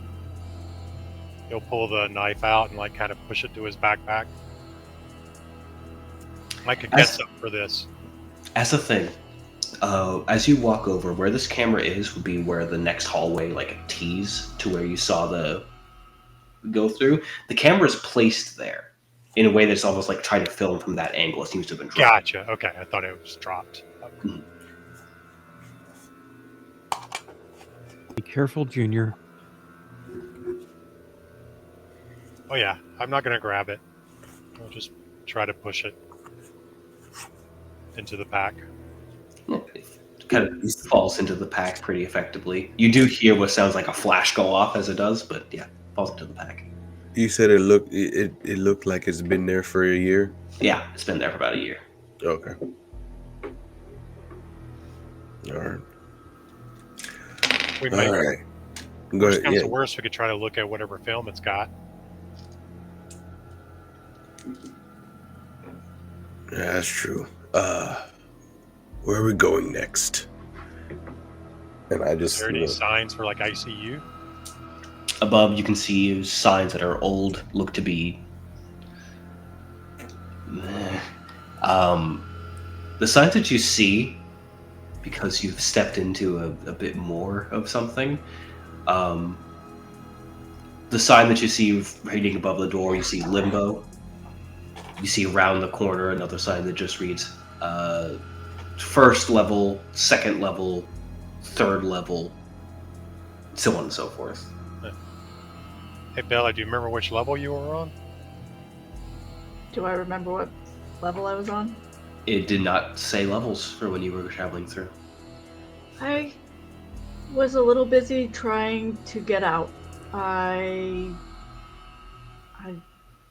And she thinks for a second, and she's kind of like, "No, it was awful. It was just the lights and that ICU sign. Sorry, I can't." Well, that's all right. That's probably the first, right? Like if someone's in danger, they wouldn't take them up an elevator. They get to work on them immediately, right? Yeah, that makes sense. Especially because this is an old place. They probably couldn't get them upstairs fast. Yeah. It's pretty good for a 16-year-old kid.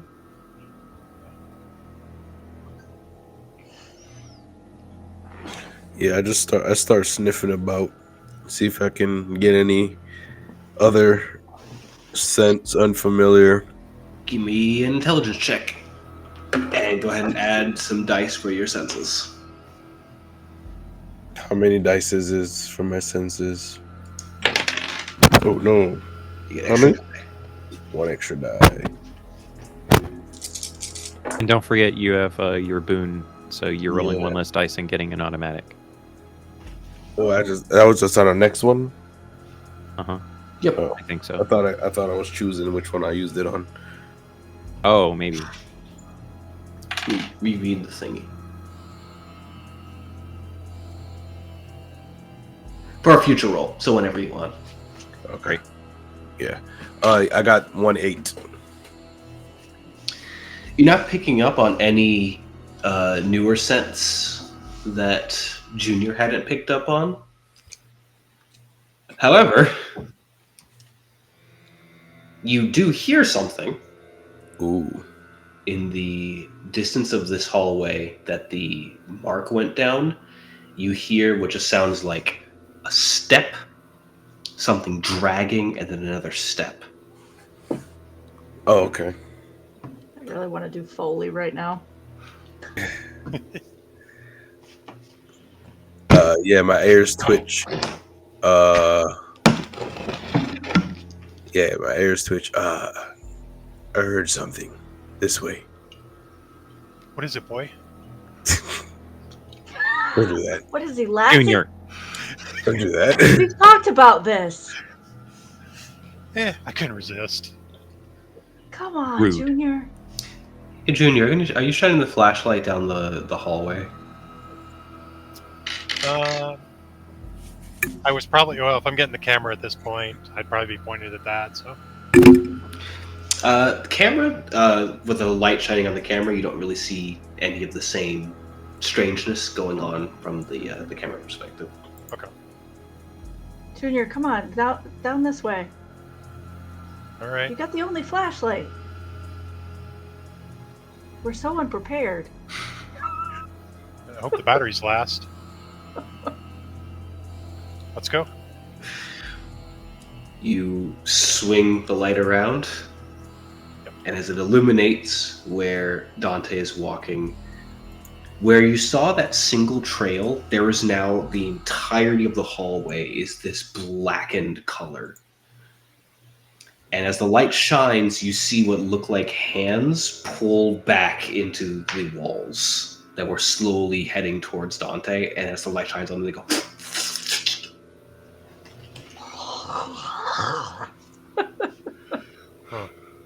Okay, what kind of hands? What size are they? Is it a bunch of hands? Is it just a set of hands? Were long. They look very similar to prosthetics, but they are draped in these blackened bandages. And as the light was shined down on them, they just kind of like. Okay, we need more of these flashlights.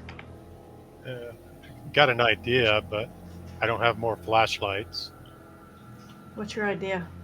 Well, if we can find something flammable, we can make some torches.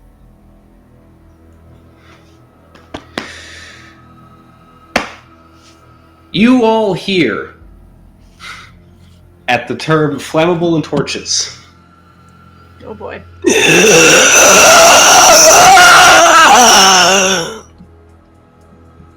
And the stepping grows louder. Coming towards us. Yes. I just turn to Junior. Just look at him. Now you made it mad. I mean, it's already been burned. Yeah. And then I move towards it.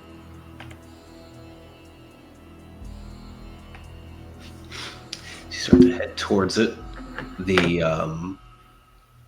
This sensation continues to get more and more visceral. This feeling of going into places that part of you shouldn't be in. I will, hey, Saleh, here. And Junior will give her the flashlight.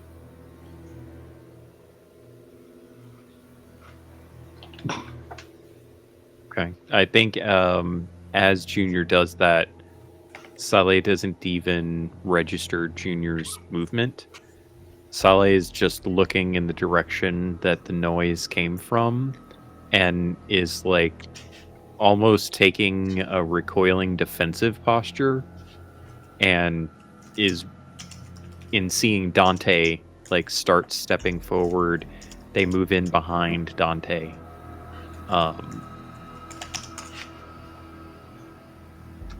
Just watching the direction intently and focused on pretty much nothing else. Bella's gonna come behind, actually, a couple of steps behind Saleh, and you see Wings are full out now. Like, she's freaked out, and it's just full on normal persona for her.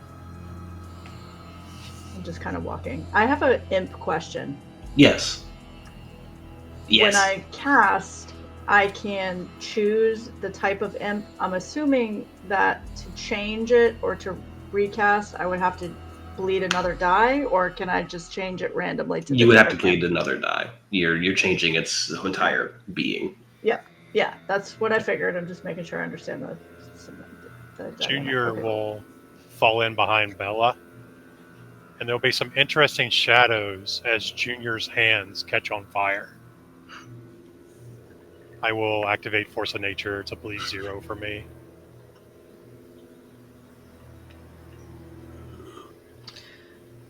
Through the hall, as the flames catch on fire, there's this vile, raspy screech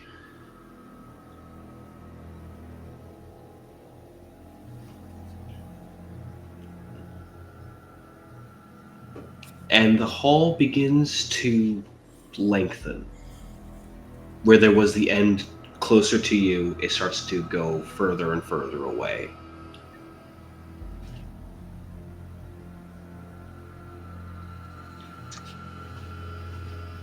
I think it's scared of us.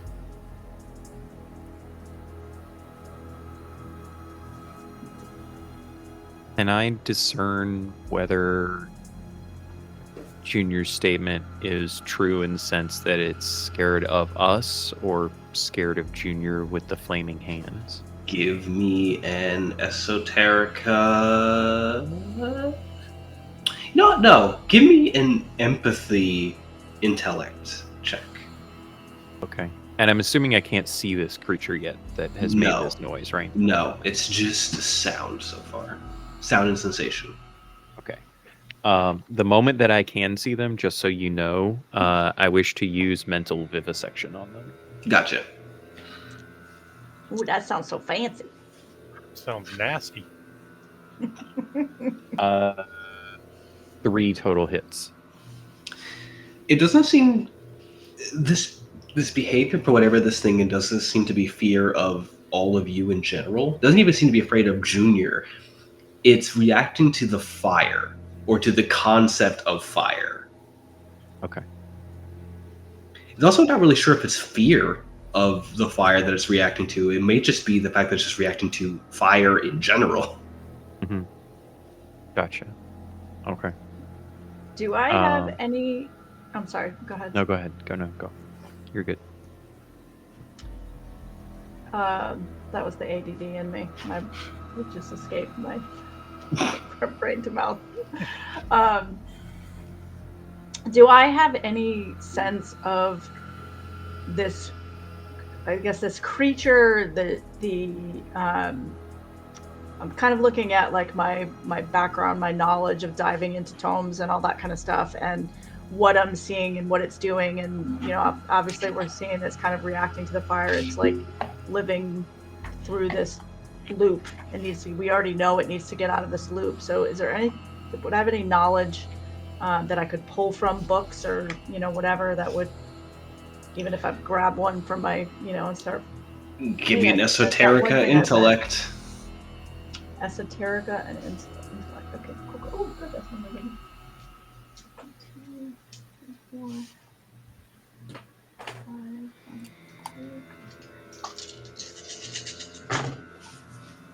Ooh, that's a good roll. So some zeros right there. That's not.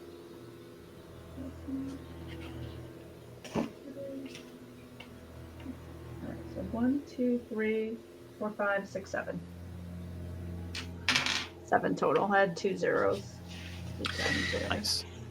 As close as you can imagine, this is something that was a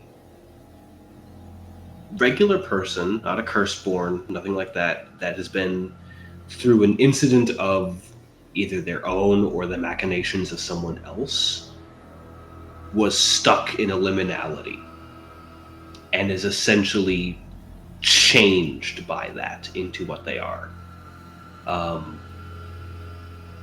The closest approximation of what they are is a response to the pain of burning. That's so cool. Would I have an awareness of whether this is something that can be fixed or just removed? The 2 ways that you have to go about it would be either to A, pull them out of the liminality, which is something that is beyond what you all have with you at this time. You could destroy them, which would remove them from the liminality. You are unsure of what that would do to the hospital in general, because they're sort of a part of it. The other is to essentially distract them until the morning, where this leak would begin to lessen. And they would return back to their normal state. You're good. Go ahead.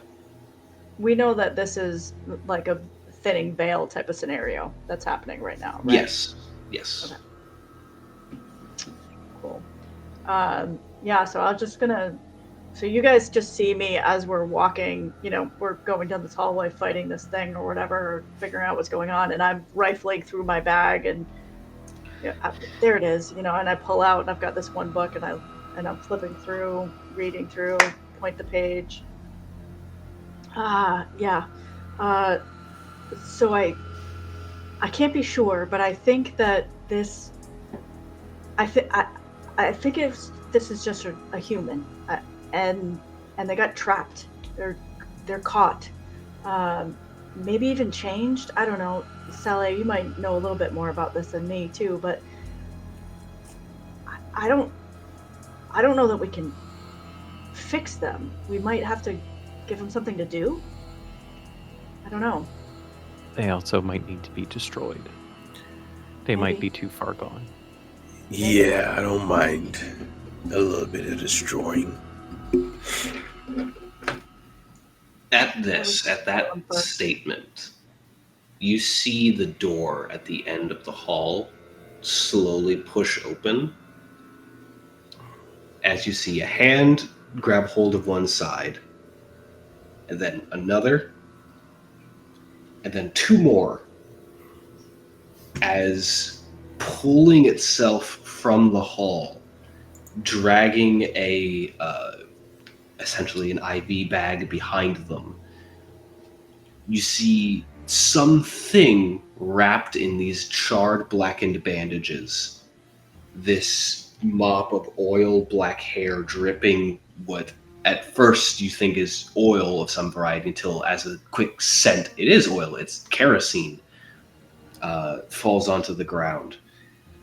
It steps forward, this kind of lurch, and as its head lifts partially, you see only a glimpse of waxy skin under the bandages, and this glassy blind eye staring out at the group in front of them. This same raspy intake of air as it takes another step.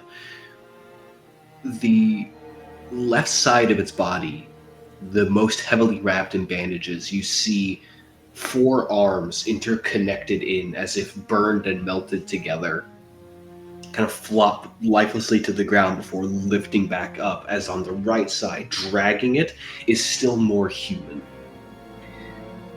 As it carries the IV with it and stops.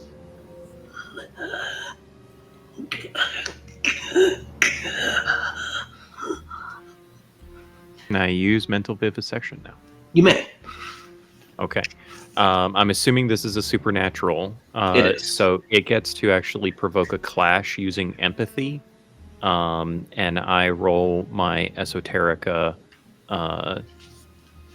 What is it? I make an esoterica action at, I'm assuming difficulty 0 is a typo? That would be a typo, yeah. Yeah. And should be like an 8. Yeah. Really quick. Yes. Oh, just before all this happens, when that thing, I just want to use the my ambusher edge. Can I use that now?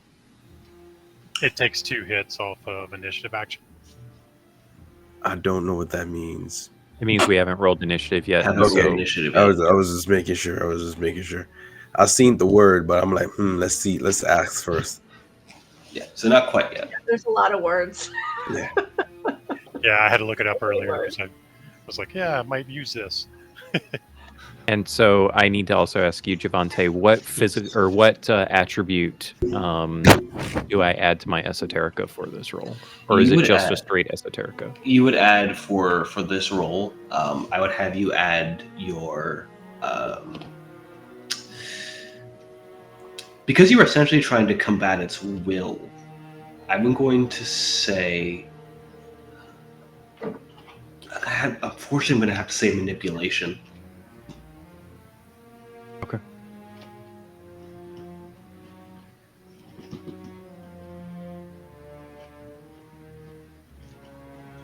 And I'm looking for 8s, right? We're looking for 8s. Okay, so that's 4 hits.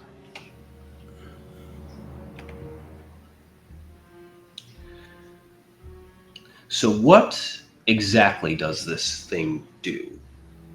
Based on the number of hits that I have, it's clashed by his empathy, so I'm guessing he gets to roll an empathy check to reduce my number of hits. I get to ask specific questions of you about the target. Yes. I will go ahead and see my... Oh, good. They have so... Oh, they're so good at empathy. This thing is... All right, yeah. You can ask 3 questions. Okay. What kind of supernatural being are they? Is the first question. Spirit. Are they currently under the effect of any spell or magical effect? Trapped. Can't And leave. what are their immediate intentions? Alone. Want to be alone. Unbothered. Interesting. Okay. I think that as soon as Saleh sees this entity, I think Saleh is going to look to Bella and say, I just want to be left alone, but I don't think that it would be good to release them from this trap that they're in. Can we put him in something else? It's a very dangerous proposition.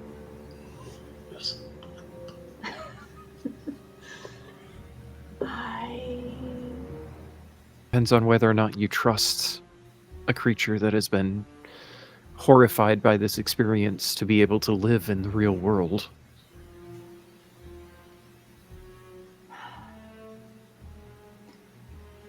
I just wonder if they want to be alone.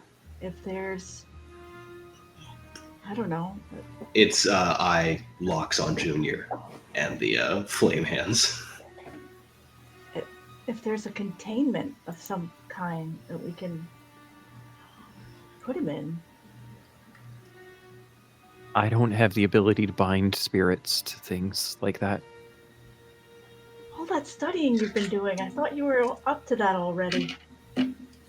Excuse you. I know, I just have so much faith in you. Well, there are certain limitations. Okay. What color? Looking to Junior.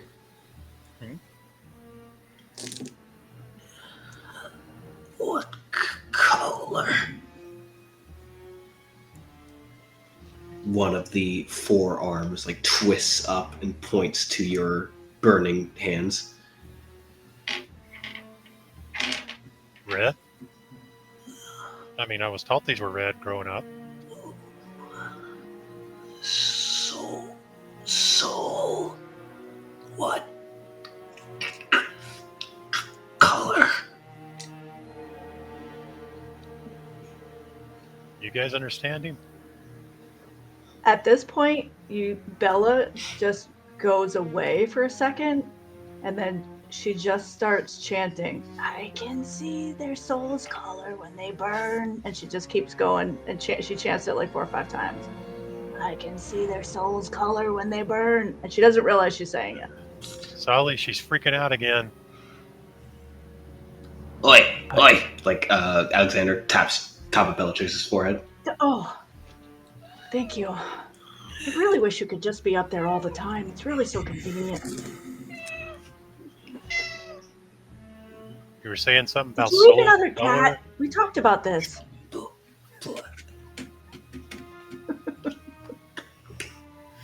It, as it tries to speak, its teeth click. Just this.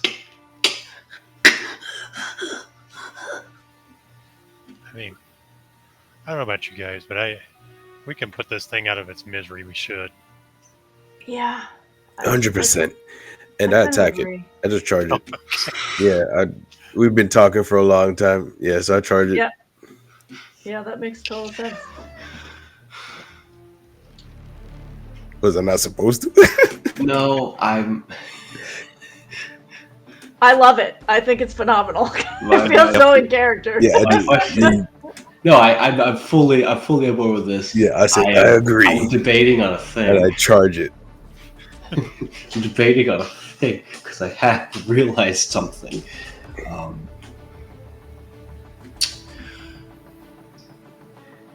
I think I might be a little bit of a dick.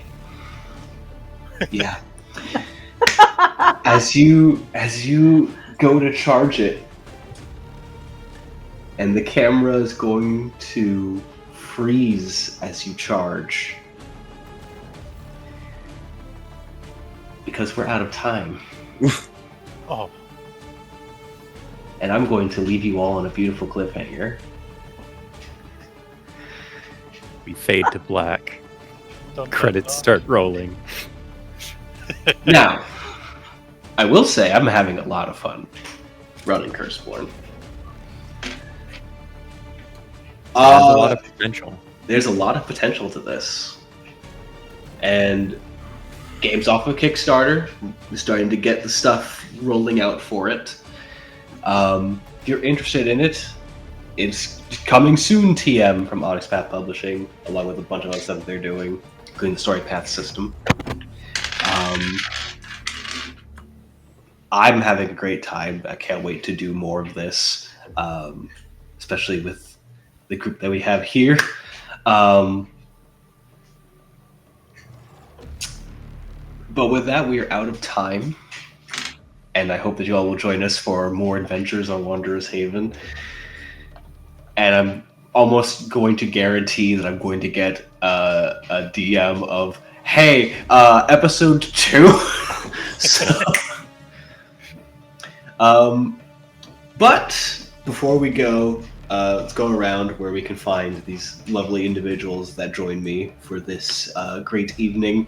We'll go from the opposite side for this. Sid, where can they find y'all? Hey, you can find me on the interwebs. Just type it in @_Sundance Sid, and also here on Wanderer's Haven channel. Just tune in. 8 times out of 10, I'm gonna be on one of the streams doing something anyway. So just come look for me here if you can't find me anywhere else. Jason. Yeah, you can catch me here on my Twitch channel. Glassjaw is there. I usually play games here. I'll be playing a game with Sid on Saturday, where we're trying to feed him to a vampire. And tomorrow I'll be here for Daggerheart. Shannon. Hey, that's me. I am Imaginif, pretty much all over the interwebs. I am AGINIF, no E on Imagine. And you can also follow our Twitch channel and YouTube at Imaginif Media. We support those who create, play, and heal. And I am also playing all over the place. And I couldn't even tell you where, but if you go to my link tree, you'll be able to see everything that's coming up. And I just want to say I had a great time. Javante, you told an incredible story. You all are amazing, and as per usual, I would be honored to be at the table again. Miko.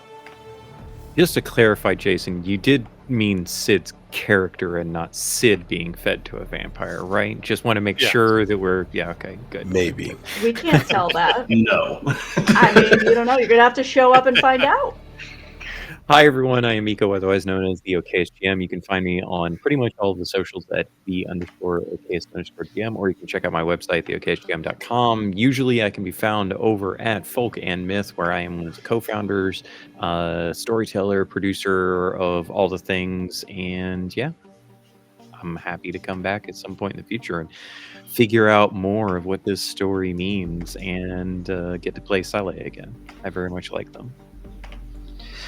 And no, we couldn't feed Sid to a vampire because we didn't have a hot tub. It would be banned on Twitch otherwise, unless it was a hot tub stream. And I'm Javante. I was your storyteller for the evening. Where can you find me? I'm here sometimes whenever I get invited to do stuff and also have the time to do things. I'm very busy lately. Stuff that you can find me on if you like podcasts, Playback Static. I play one of the characters there. I play Damien, a very scared trans boy. If you like how I DM, on my own channel, twitch.tv/eclipse613. If you like anime, hi, I run Set Sail, a one-pace D&D 5e stream, which has been very, very fun. We just introduced our first guest character on our newest arc. I'm also tend to be on Pluto Cleric's channel, so I'm there sometimes. And I'm also on the Magi RPG channel, where I play a Kunari, Cascata, in our Dragon Age game, because Veilguard. Aside of that, I am predominantly on Twitter. You can also find me on Blue Sky, the same name as my Twitter name, just Blue Sky app. I would love to come back and do more of this. I'm always so happy to run horror stuff because it's my favorite thing. Everyone, have a very happy spoopy day. Enjoy yourselves out there. Love you all. If I could actually interject one yes. final thing, I'm so sorry. I'm gonna get flogged if I don't mention this. Yes. Just so everyone is aware, Folk and Myth has partnered with Guild Superior and Phoenix Iwaki for a 10-day charity stream that technically starts tonight because Japan is living in the future. Yes. And So wild to me. we've got dozens of games between all three channels taking place over the next 10 days that are all benefiting World Kitchen charities, which are their main goal is to bring food to places that are currently suffering hunger crises, like what's happening in the Middle East. And so we have a metric ton of things that are going to be raffled off to people that donate during any of the streams. Please check out the various socials for Folk and Myth, Phoenix Iwaki, and Guild Superior, where you will find all kinds of info about that. Our first stream on Folk and Myth is actually taking place tomorrow night. Our resident data monger, calendar bitch, and just all around amazing person, Deb, is taking the role of a storyteller in 10 Candles, where if you don't know anything about 10 Candles, everyone dies at the end, and it's amazing. So yes, please tune in to that. And that's it for me. Yep, and with all that being said, have a very, very happy swoopy day. It's not yet Christmas season, so prepare for Thanksgiving stuff first. For the love of God. And I will see you, and we will see all of you next time we see you all. Have a good day. Mariah Carey starts tomorrow.